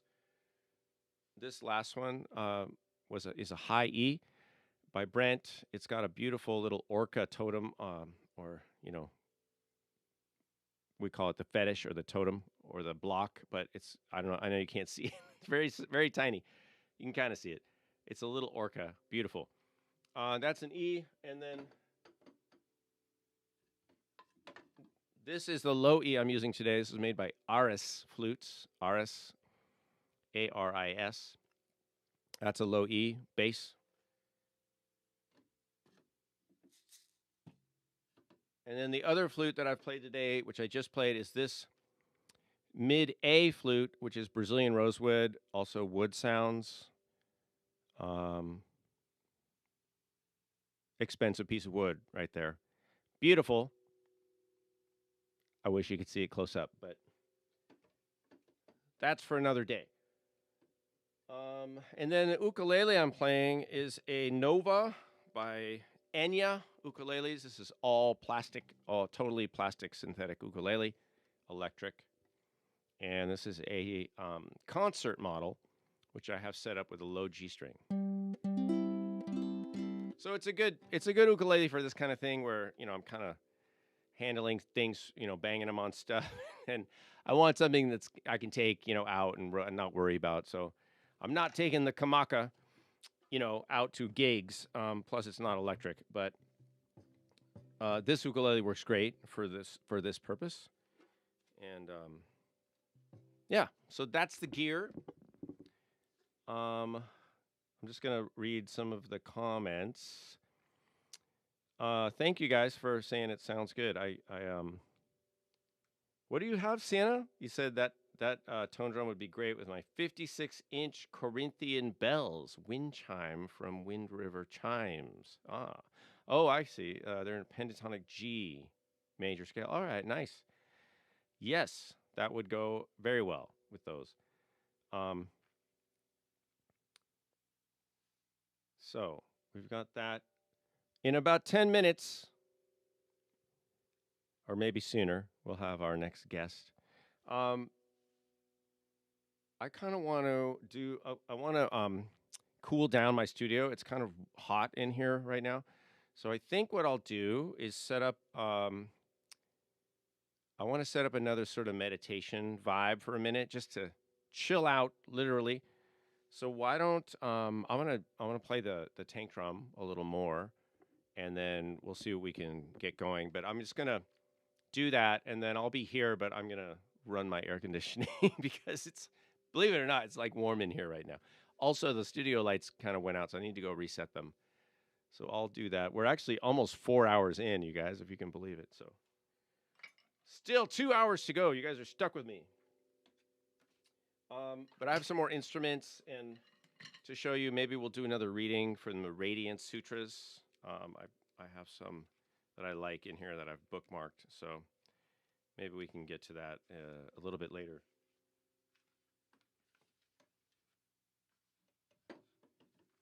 All right, so let's get something happening.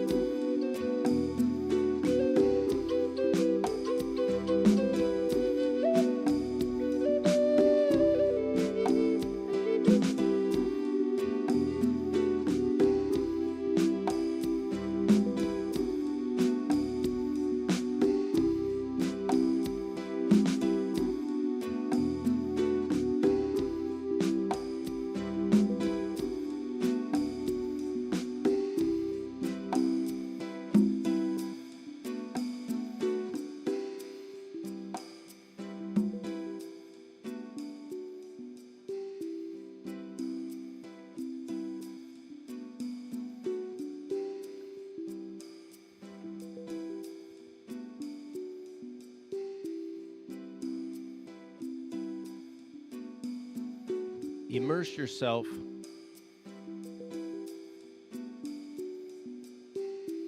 in the nature of music. You know what you love. Go there. Tend to each note, each chord, rising up from silence and dissolving again. Vibrating strings draw us into the spacious resonance of the heart. The body becomes light as the sky. And you, one with the great musician who is even now singing us into existence.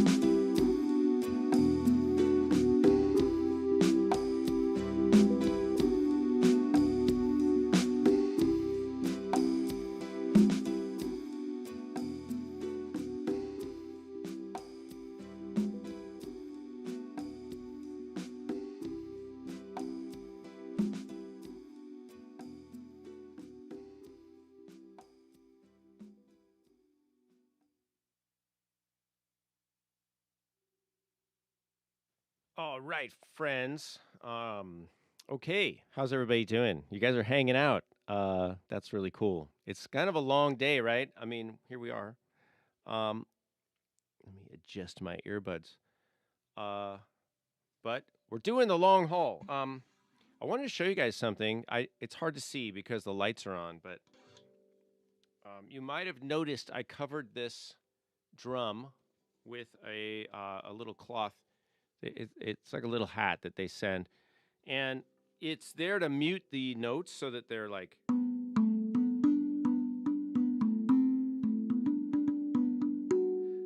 So more like it reminds me of an mbira, right? So or like a gile or like a balafone that has the vibrating the little membranes. So they'll put sometimes in the gourds, in the resonation gourds in a balafone or a xylophone. They'll put a little hole and they'll cover it with like either a spider web, that was the original, or a little saran wrap, or I've even heard they like the sound of the when cigarette, I don't know if they still have them, but when cigarettes used to be sold with like a little saran wrapping thing, they'd get that plastic because it buzzes, it sounds good. So and so they have this cover, but what the coolest thing is, you can't really see it. Yeah, it's hard for me to show you. I don't know where I can. Can you guys see at all? It's really hard to see because the lights are dim. But under here, I'll just pull one out so I can show you. I've got these. So they sell these, and they come with these little magnetic. I'm not sitting it on the djembe. It's on my hand. You see that little LED right there? It's got this little LED light, and it's battery powered. You can turn them on and off. So these you stick under here, and it's RGB. So on this particular drum, red, green, blue, right? And they shine up, and so you can see the notes. It's hard. You guys can't see it because it's too bright. But when I'm looking over here on the side, or if I had the lights down a little lower, which is a way I could block the light. I've done some videos on the channel. You can see where I started with low light, and I had this drum on with these little LEDs shining up. And now they need new batteries now, so they're sort of low. But the point is, you could see where the notes are, and you probably noticed I was hunting a little bit for the notes on this thing because obviously when it's covered, you can't see them. Now, I could, and I probably should, take a little pencil or something and just trace. See over here, I could go around with, just with my finger, I can feel in here where the notes are. So I could do that, but then every time I put this cover on, I'd have to position it exactly right, which again, it's not a big deal, but I also could use this cover on some other drums, and then if I mark it up for this drum, it's not going to work on the other drums. So I have to make a call. How do I want to do that? Anyway, that's just a feature. I really do you guys like that? It's actually ringing a lot considering it's covered. A couple other drums, they really have a short sound. So I like that they're innovating and giving us ways to change the sound of the instrument. I think that's pretty cool. And in my opinion, the Kosmosky tank drums are by far some of the best ones that are available. But that's just my opinion. But I have a bunch. And so far, those are the best ones I've heard. So I think I know they have a website on, I think, kosmosky.com or something. All right. I reached out to Chris. Hopefully he'll see this message and join. In the meantime, I was able to cool down the studio a little bit. And I want to invite you guys to share news if you have anything you want to share that is appropriate for Rhythm and Peace today. Please do so in the chat. You're welcome to share your, ideas. I'm going to swap out the tank drum while you guys are thinking about that, talking. And I'll keep talking just to bide the time here.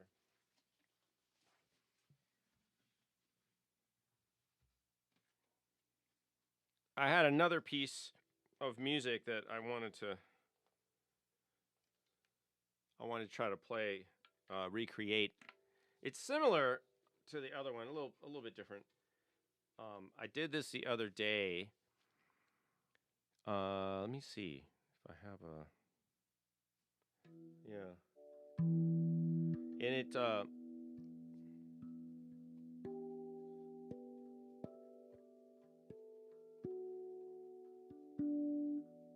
yeah, that's right. So again, it starts with the tank drum and it kind of goes around. Thanks, Roseanne, for posting the Kosmosky URL. Let me think for a second. Yeah.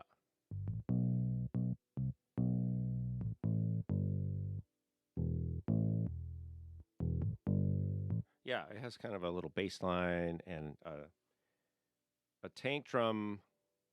I wish I could show you. I need a better view of the tank drum. I know this mic's in the way. But let's do it. I'll set it up because I don't know when Chris is going to get here. And if I can always postpone.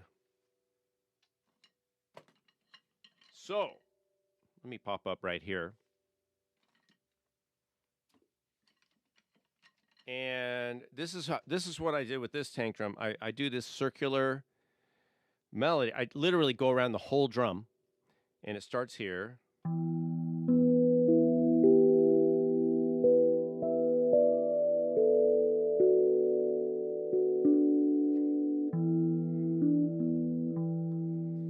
Something like that. So it goes around in a circle, and I'll try to play it. Let me get a balance. Yeah. All right. So, and I think, let me think.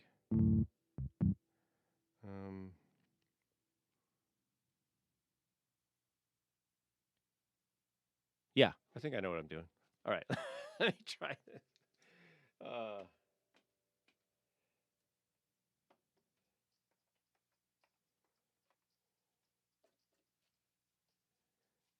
Let's try it.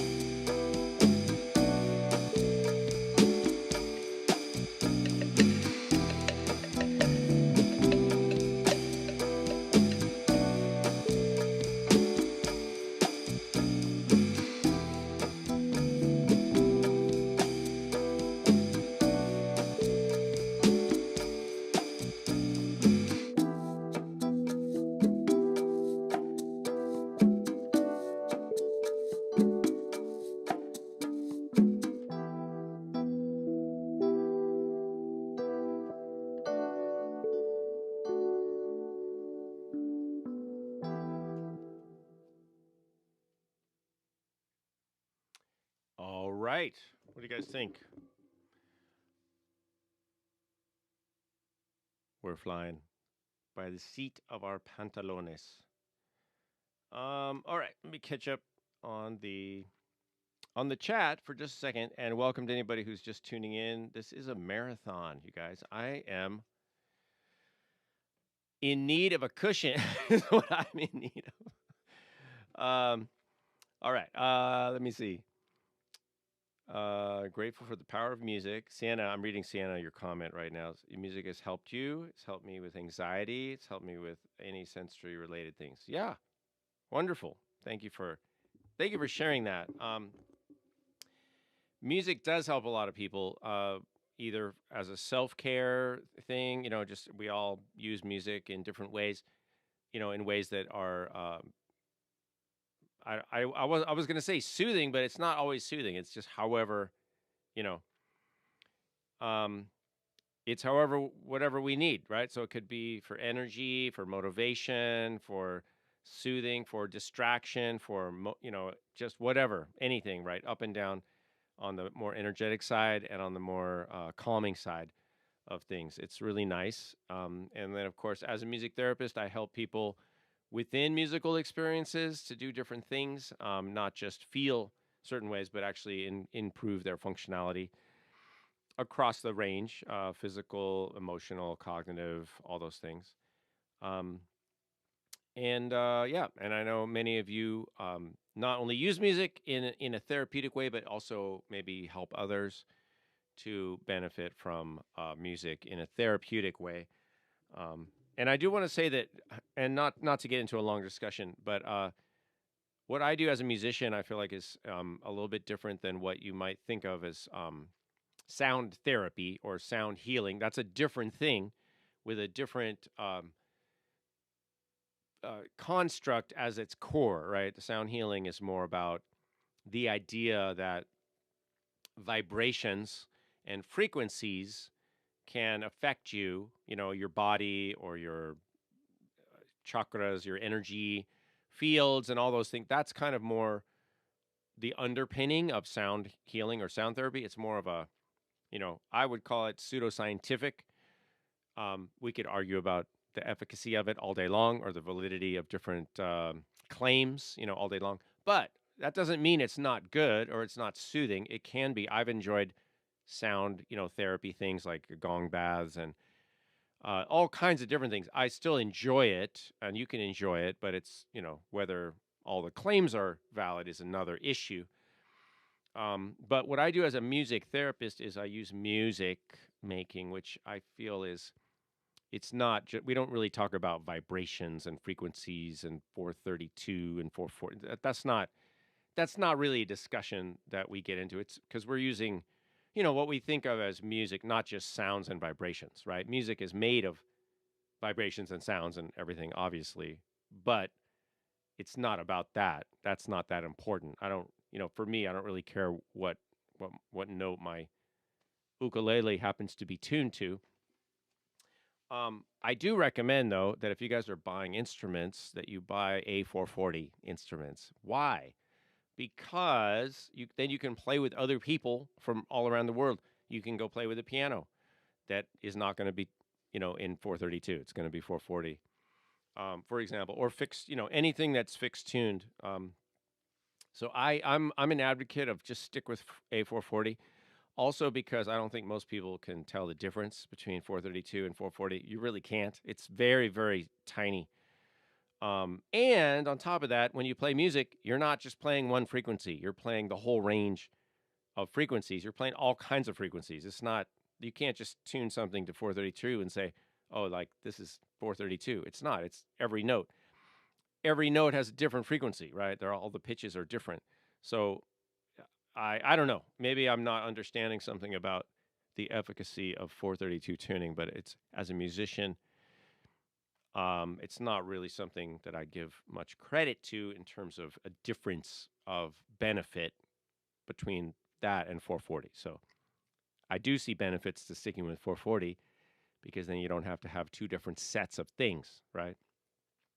But you guys do whatever you want to do, and whatever makes sense to you, that's what you should do. All right. Jeff, Jeff said I heard the difference when I was editing one of my band's recording. Yeah, that's when you're gonna hear it, because basically 432 is just a flat. It's just flat. It's like, it's 8 cents, which ends up, I think it's about 20 cents flat on the middle A, like on the A 440A to 432. I think it's around 20 cents. Don't quote me on that. But what that means, it's about almost a quarter tone flat, right? So it's just a little flat. And it's just enough to sound a little out of tune, which is, again, why I would argue that most people can't tell the difference. Like, you're not going to tell the difference. And I realize proponents of A432 would say, well, it's not about hearing the difference, it's about feeling the difference, and it's about your cells, like, noticing the difference, right? And the water inside of your cells and all that, which I would argue is even less of a reason to do it, to take it up. But that's just my opinion, you guys. I digress. All right. I'm just trying to talk about something until Chris Carroll hopefully shows up here. Or I mean, it's going to be Sean. Well, Sean's coming in at 2:00, which is in 40 minutes. 30. Sorry, 25 minutes.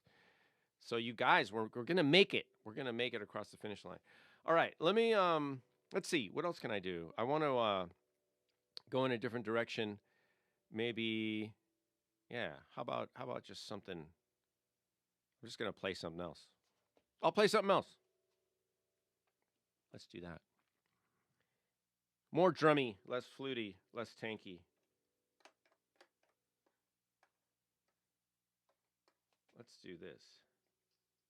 Okay, hang on. Just give me a second to set up. You guys talk amongst yourselves.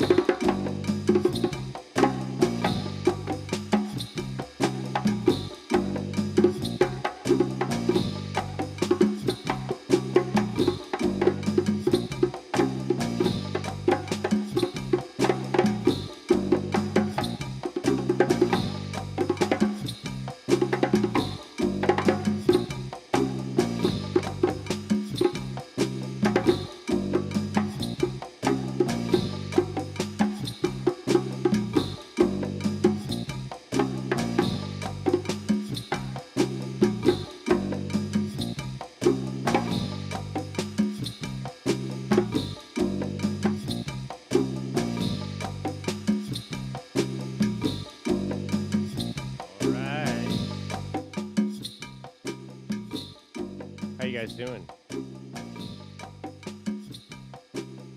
Thanks, Urban Dervish. Yeah, I feel like it's kind of a bluesy vibe. I wonder if,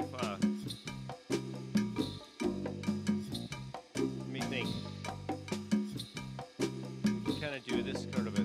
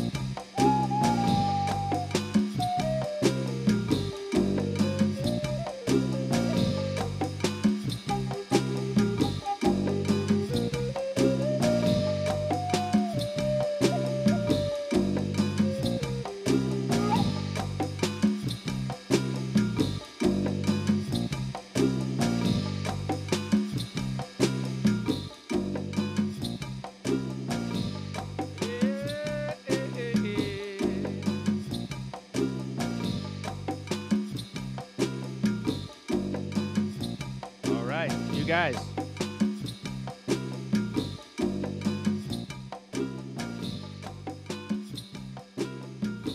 As soon as Jeff is ready, we're gonna have him come in. Oh, wait, Jeff, you are super early. Sorry, because we got Sean, and then we have Jeff. Maybe I can get both you guys in. I don't know. Okay, see, Jeff's gonna hang out. I see Jeff in the green room, which is fine. All right. So we got time for another little.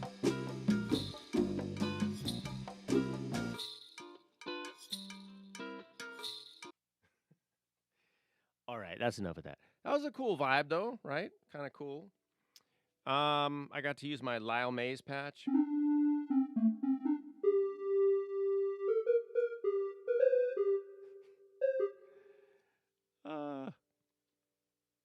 I love the Pat Metheny middle albums, right? Letter from Home, Still Life Talking. The best. All right. So what else can we do? Let me think. So I did a couple tunes. I kind of was feeling, oh, there's Sean. All right. Sean's early too. So Sean, whenever you're ready, just let me know and I'll bring you in. It's casual, so I know you're still setting up, but that's all. It's all good. I'm trying to think if there's anything, if there's any announcements or anything. I think one thing that I do want to mention, you guys, is that, let me bring this mic back up. No Tuesday Muse Day this coming Tuesday, because I'm going to see some comedy. Netflix is a joke. Jim Gaffigan, can't wait. It's going to be hilarious. But yeah, so no Tuesday Muse Day. And I appreciate, I just want to say I appreciate everybody who has shown up and who is showing up today. We're not done, and it's just been amazing to listen to and, you know, hear from all the amazing musicians that have been with us so far. And I kind of would like a little feedback on, like, is 20 minutes enough? I feel like it's barely enough. So maybe if we do this again, we'll do half-hour slots, which I think is probably better. And then I'm going to also think of a way. All right, Sean is ready. So, let me get some water, and I'll bring you in, and you can settle in. Actually, I should have brought you in, and then I could have drunk some water while we were hanging out. All right, let me try to bring you in here. Here we go. Let me see. Up. What am I doing? There he is. Hey there. All right. We got Sean in the room, and then I have to go over here and do the split screen. Let's do this. All right. Oh, I'm way off on the split screen, too. All right. Okay. Oh, let me... Sorry, got to put my headphones on so I can hear you. Okay. So just, I got a little echo in the room. I know we're gonna dial in. It takes a second, you guys. Does that mean echoey? So you want to turn my audio off in your room so that it's not echoing. If you can. All right. Yeah. Are we there? I can hear you. Hey. Hello. Oh, and we have... Hello. Sati. What do we got here? Mute that one, huh? Hello from Italy. Yeah. So testing one. Hey, I can see you in the green room. Would I have to mute this side of it? Just mute the speaker. There we go. Oh, you've muted yourself, though. Let me see. Now I can't hear you. So you just want to have me not coming out of the speaker, so I'm not going back into the mic, if that's possible. How about that now? 1, 2. I can't hear you, but I can't hear you anymore.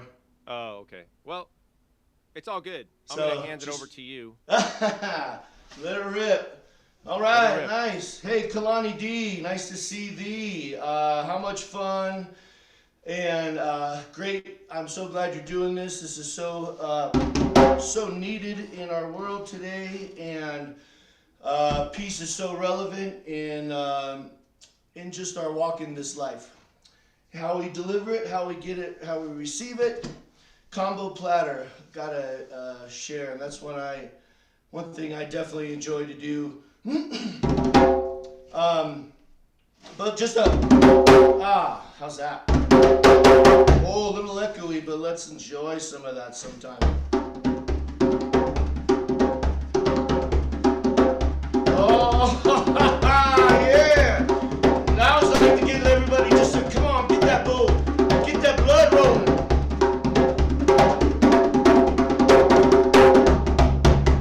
So my name is Sean G. I live in Arvada right here in Colorado, and I do facilitations here and there for my work for developmentally disabled adults. For the past 2 years, it's been awesome. It's so nice to see the magic of drums and music and community impact individuals that is, they would never have an experience like that before. To introduce them to instruments and sounds that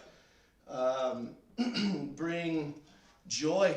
It's just awesome, you know, and So 11 years ago, Kalani, I went to California, and I did a workshop with you 2 years in a row, and it changed my life. And not only that, I got to meet another brother from another mother, and I think ever since then, it's been really great to know you, my friend. And I just like to put out there, peace, all of us, just keep playing that music, you know? It's so important.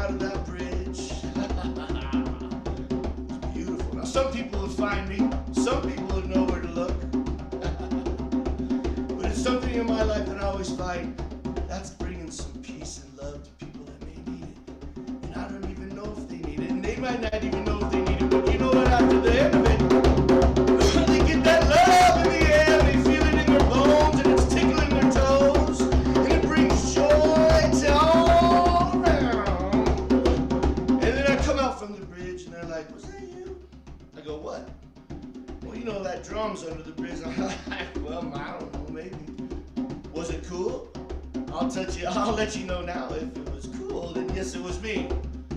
If it irritated you, it's that guy right over there. See that guy right over there? I think it was him.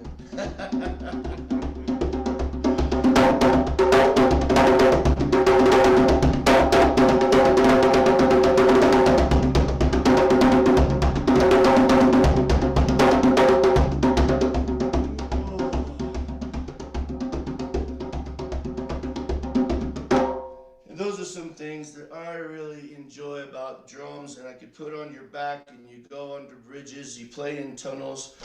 And coming up this summer, I'm really excited because I'm going to make a little documentary about all that and relive the places that I used to visit in my early days as a young man, riding his bike and hiding under bridges. But you know, the other thing about peace for me is that the breath work that not only I've learned from Kalani, but as you explore more and more of it and how important it becomes. And he introduced me to this cool instrument, the shruti box. And I'll never forget that night, and I was like, oh my gosh, you're telling me that thing can do what? That thing can do what? It brings me all this peace, this thing.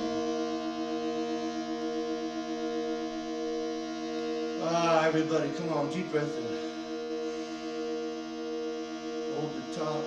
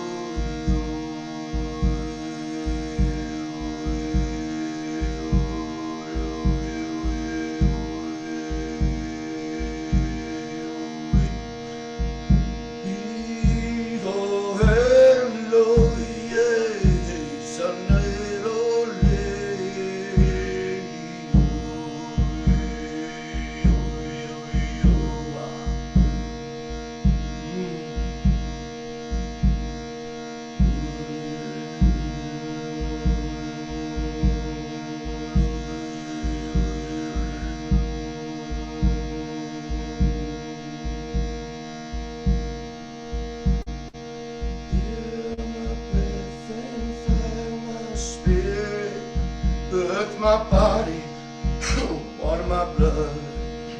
Hear my breath and fire my spirit. Lift my body, water my blood. Hear my breath and fire my spirit. Lift my body, water my blood. Hear my breath and fire my spirit. Lift my body, water my blood.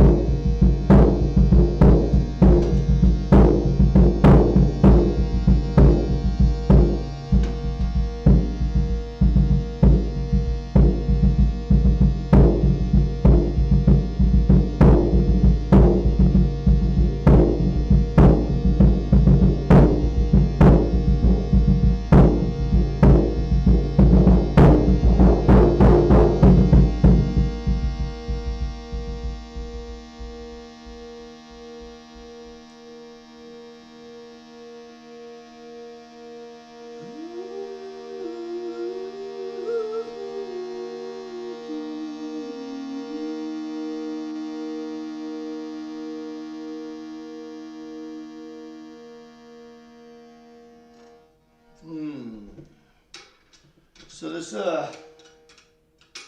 wish I could hear him. I see you, Kalani. I just can't hear you. But, you know, some of the practices of peace that I still like to do, and I think it's giving back and back and forth. I like to hold doors open. I like to wait for people if they're in need. I like to give them a hand. I like to leave stones. I have all these stones in my pocket all the time, and I leave them by people that looks like their heart is hurt. Or I leave them by a little child who's crying, and they're like, and I leave this stone and I just walk away. And years ago, a woman came up to me in a grocery store.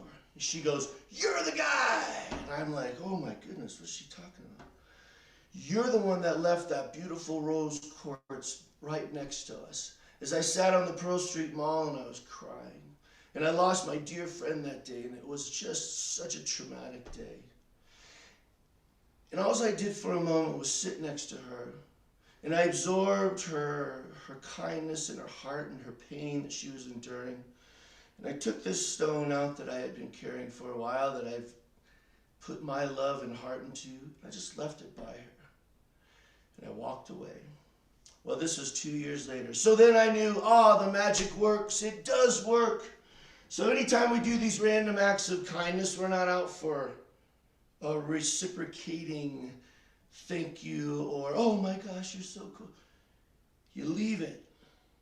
You leave it out there, and it comes back in these beautiful ways that after that experience, and this is years and years and years ago, I knew that love was real. And just by that simple time I spent with her and leaving this simple trinket, it brought peace to her heart.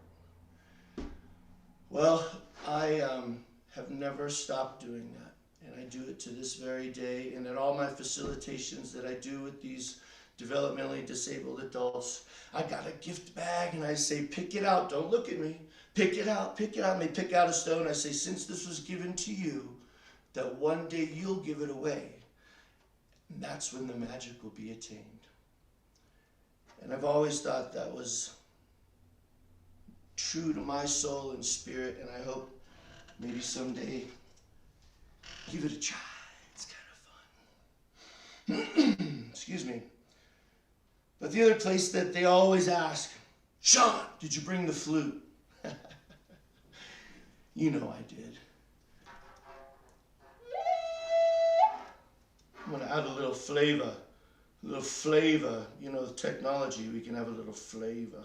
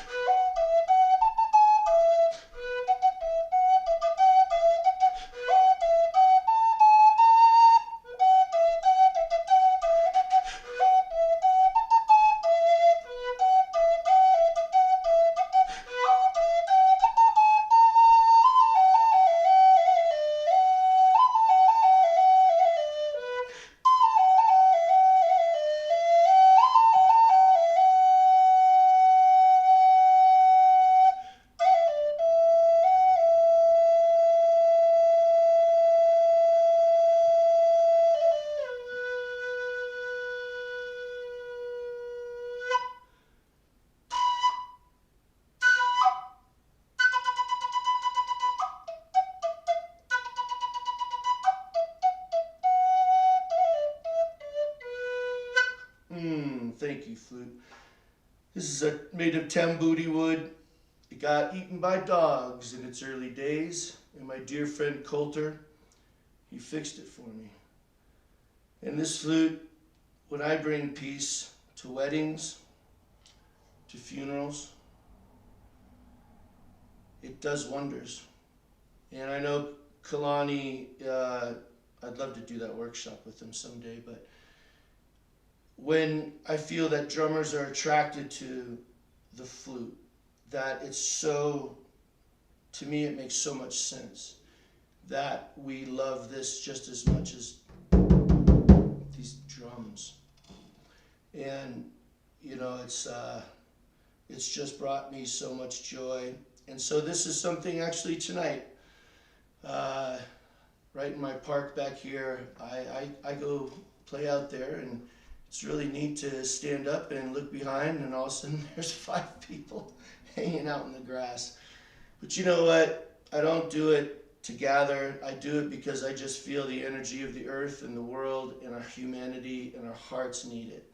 And if I can just give back little tokens like this, if all of us just give back little tokens. I always said to people, you know, one day you want to change the world today, say hi to somebody you don't know. And if they don't say hi back, doesn't matter. Didn't do it for that. You didn't do it for that. You recognized another human life, and that's what counts. Now if they say hi back, you just relish that you're on the same page. that's the beauty about it. That's the beauty about it.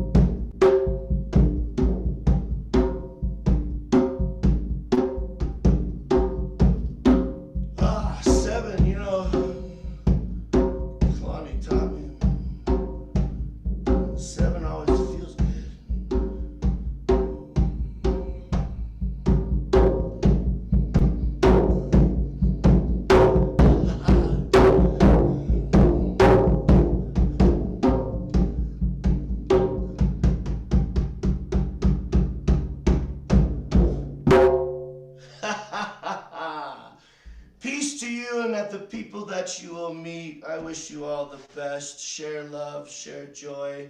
Say hello to somebody you don't know. We're going to get all through this together. Music is medicine. Let's keep that going. Thank you, Kalani D. I look forward to seeing thee in the near future. And it's so nice to be on a list with so many cool people. So thank you so much. Thank you, my brother. Thank you so much. All right, brother. Love you guys. Love you, everybody. Be kind. See you soon. Bye. Bye-bye. Thank you. All right. Wow. Wasn't that fun, you guys? What, Sean brought some amazing energy just now, and so much music, so many things. Yeah, that was so much fun. Roseanne is saying, who else wants to hand with Sean? Oh, okay. Who else wants to hand with Sean? All right. Pink hands. Thanks, you guys. Yeah, I'll pass along your messages because he probably is not seeing them on his end. But that was awesome, my brother. And now you know why I invited him. Because he's a real deal, man.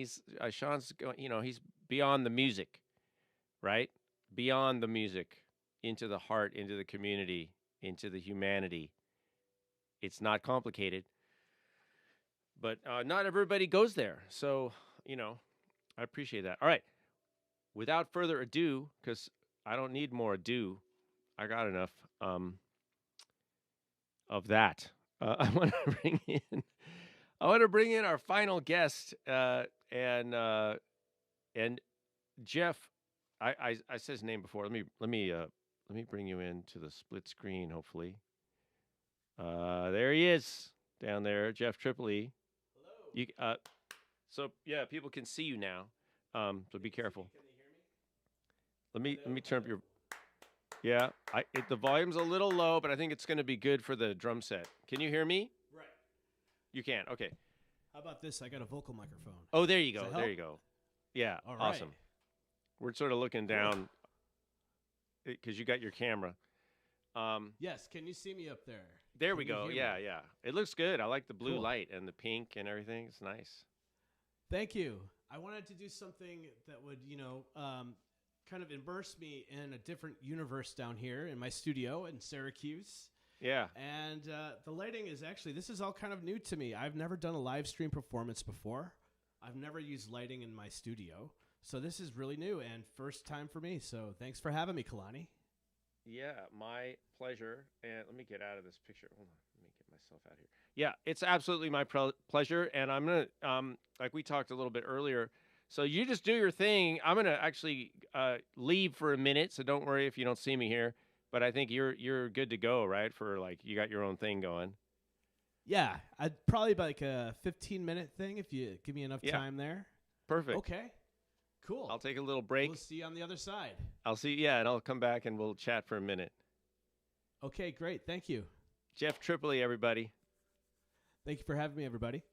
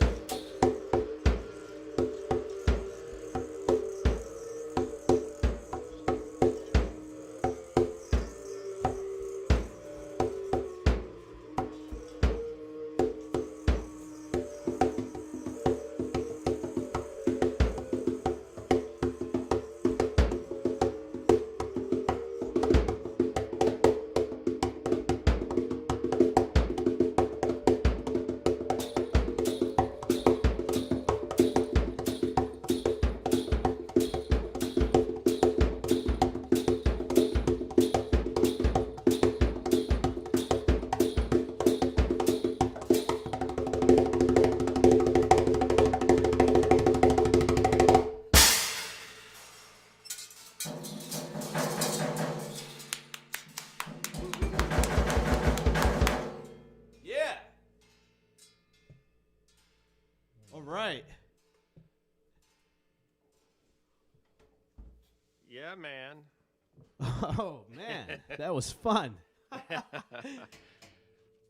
That was So- fun. Wow. Yeah, it's very creative. Awesome. I don't know. You can't see people's comments, but I can read a couple for you. Hi everybody. Yeah. Yeah, that was cool. I like the view too. Thanks for setting up the extra camera.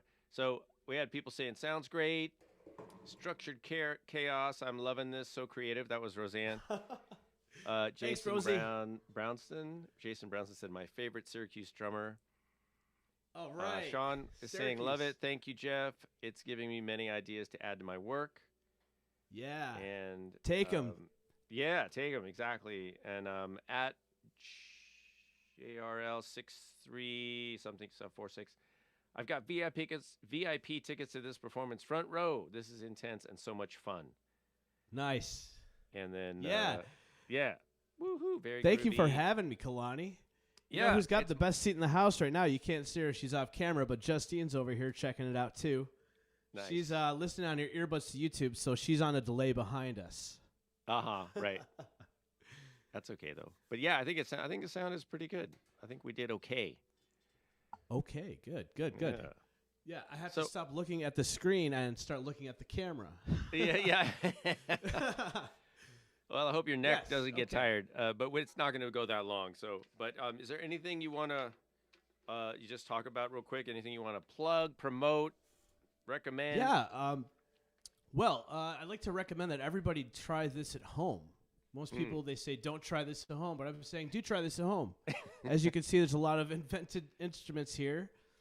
I guess I'll talk about the instruments real quick, but before Sure. I do that, people can go check out my website, which is jefftripoli.drums.com, JEFFTRIPOLI drums.com. And I want to give a quick shout out to Kalani for having me, for having this Rhythm for Peace thing. You've been running the marathon, Thank you. Yeah, so good for you. Thank you for doing this. my pleasure. And I'll talk about the instruments real quick, starting with what I'm sitting on. Right here, down here, if you can see it, is the Gong Bops Maestro Cajon, which I got from Rich Manjacaro, our buddy over there, and now artist endorsed with Gong Bops. So how spectacular is that? And I've also got a lot of inspiration coming from Butch Norton, who we saw earlier. So thank you, Butch. Thank you for everything you've taught me. And Rich and Kalani, thank you guys for doing this. A lot of this is just like my kids' drum set that they grew out of. Now they're playing the big ones. So I have a kid's kick, a kid's snare drum, and I also have some patio furniture from Home Depot. You might see something like this in Home Depot for your patio. Sounds great. Amazing. As well as this. It's just a little porch chair. Nice. Of course, I have my garden gong that you may or may not be able to see. Got this from Hafner's in Syracuse. I have a can of peanuts, because you got to have the can of peanuts. Even drummers get hungry. Yes. And I also have my invented instrument here. This was largely inspired a lot by a composer named Harry Partch, who I fell in love with. And he invented a lot of his instruments, which were far more elaborate than mine. Also, he used microtonal scales, so it's very inspirational stuff. And what I did is I took two bass guitar strings, strung them across a wasabi peas can, and a piece of oak, and just put it together, and it sounds really interesting. Moving on, I don't want to take up too much time here. I know there's a lot of people. There's a wave drum here. And it's something that's got BBs inside of it, and you can make it sound like waves. I had one here. Oh, like Here's the another- ocean. Yeah. Yeah, here's another one. Yeah. Nice. And of course, I can't go without talking about my dad's old kitchen sink. This is the sink that I grew up with in my house as a kid. And when they remodeled their kitchen, I said, I'll take the sink. And it's been a crowd pleaser ever since. I would say. At least it pleases me a lot to play the sink. It sounds so cool. Yeah. I even have the kitchen sink. And of course here I have some drum set rims that I've hung and some many finger cymbals here. Those are nice. Hard Pretty to aim for resonant. in the dark. Yeah. And then I've got the Disco Butch Sizzler right here. And some of these, which I saw that you have some as well, Kalani. These are familiar. The hair bobbles from Butch. Yep. You can hear those things a mile away. They cut through for sure. They do. They do. And I've also got my tape recorder here, as you saw from Butch earlier. He had the tape cassette, which is where I directly got my influence from. So there's a lot to be said for, just like Butch was talking about earlier, stealing ideas, maybe not heating ducts from the construction zone, but if you're stealing ideas, every idea has been presented before you, and the way that you make it your own is really what it comes down to, because everybody's their own individual. And what brings me peace is knowing that I can bring what's inside of me to other people to maybe help them get through their day, or anything that could possibly ail you with music. Music heals a lot of things. It heals almost everything. And for me, I am peaceful inside because I can share my gifts with other people and inspire others. The way that other drummers have inspired all of us, we also pass that on to the others as well. So, it's a blessing. Absolutely. Well, today you are the blessing, Jeff, and I want to thank you again for showing up and putting together the camera and the mics and everything, because that takes a lot of work. I just want to acknowledge that for everybody. It takes a lot of work to do this, and everybody's I learned how to do this all because I had to produce this for you today.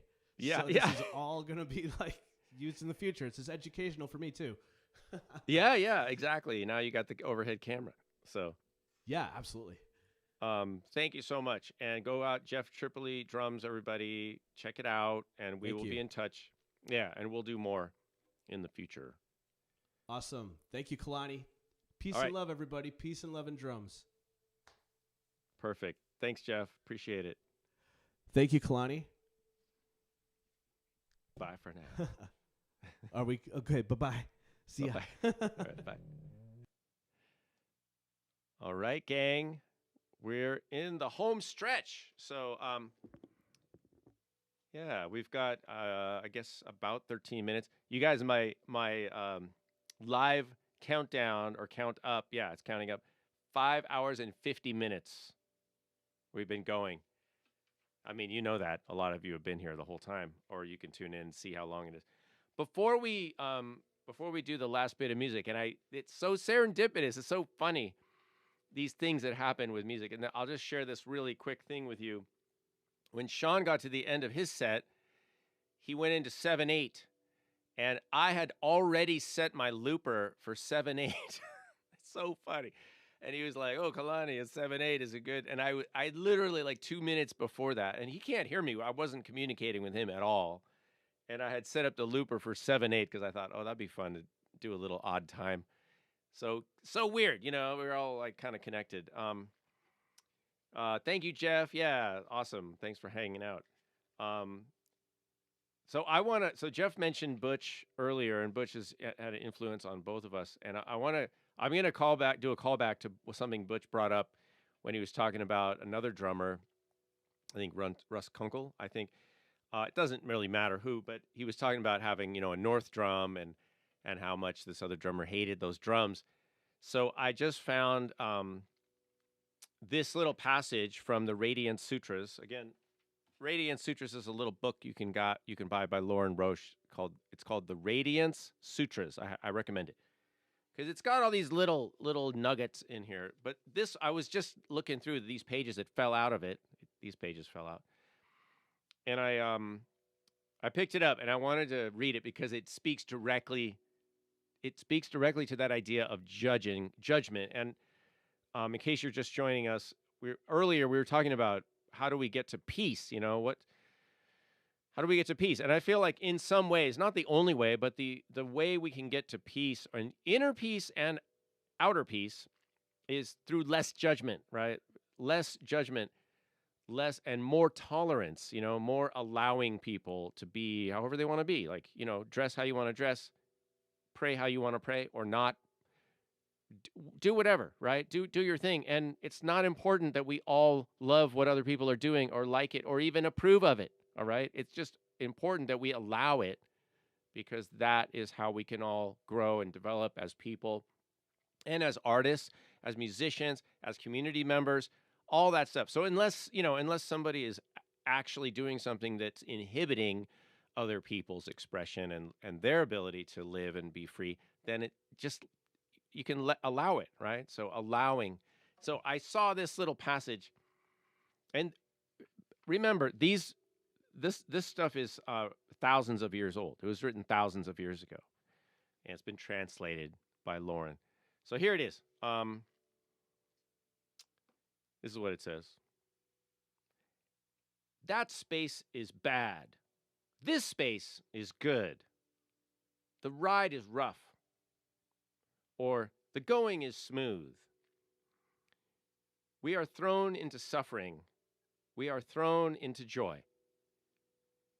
Beloved soulmate, find the space in the center, the shimmering spaciousness encompassing all opposites. Encompassing all opposites. Hear the essence of creation at play: earth, water, fire, air, and space, and the senses that perceive them. The center is the dancing ground. I love that. That's where we are. That speaks to improvisation, acceptance. So as we get started, as we get into the final moments, the final countdown, let me leave you with one more little thing from the book, and then I'm going to play a little, and I'll play us out. I feel like I want to get a little sound going first, though. Hang on. Hold on. Oops. Wait. Hold on.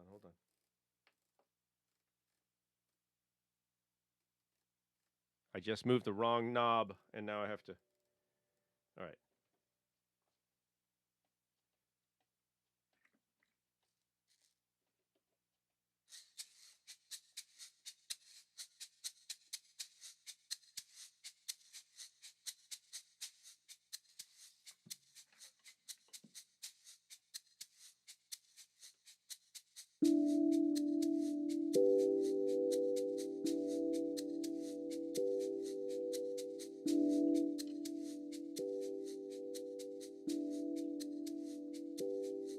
Here we go.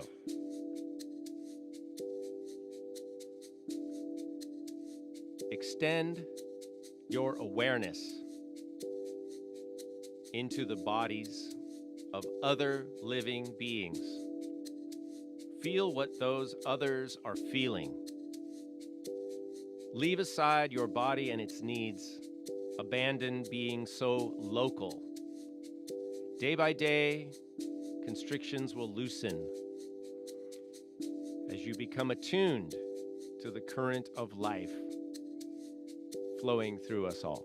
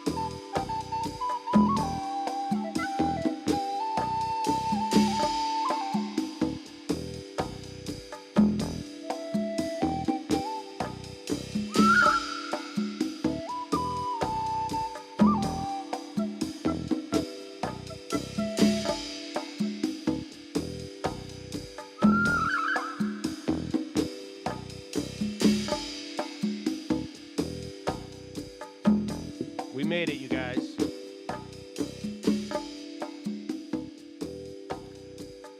Thanks everybody who was here for the long haul. We just crossed the 6-hour mark. Rhythm for Peace. I hope you guys found some inspiration and at least something you liked, something that you want to take away and use, and then you can make it your own and just encourage peace in the world, starting with yourself. And then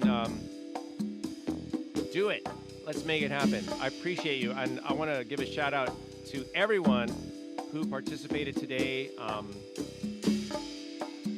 Matthias, Kunzel, Carolyn, Brandy, Dave Kobrensky, Taylor, Butch Norton, Sean Galgan, Jeff Tripoli, Dave Holland, who started us off, and all of you for showing up. I really appreciate that. So, as always, you guys know where to find me, right here on World Drum Club. Every Tuesday, we do a live stream called Tuesday Muse Day. For those of you who don't know, Tuesday, 5 p.m. Pacific. If you subscribe to the channel, of course, you'll get a notification. There's also hundreds of past Tuesday Muse Days under the live tab. There's also over 1,000 videos here on the World Drum Club channel, so take advantage of that. There's also hundreds more on our Patreon, which is the Patreon that supports this work and the channel and all the videos and lessons and resources, patreon.com/Kalani. I want to thank all the people who made the instruments I'm playing. I've already talked about them, so go back and watch that if you missed it. Because without the instrument makers, we don't have a voice, and they allow us to express ourselves in ways that we may have never expected. Thanks to all of you for showing up today and hanging out. I appreciate it. Remember the names that you see in the chat. Maybe you can connect with those people, at least people that are leaving links to their creative endeavors. Go check it out. And I'll see you guys soon. We'll see you. Maybe we'll do a Rhythm for Peace as an annual event or semi-annual. Let me know. Let me know what worked, what could use improvement. I'll see you guys over at Patreon. For the patrons, by the way, you can join it for free if you want to check it out. There's some different tiers over there, blah, blah, blah. You can go look at it over there. All right? Thank you so much, everybody. Have a wonderful and peaceful rest of your day, rest of your week, and into the future. Appreciate you.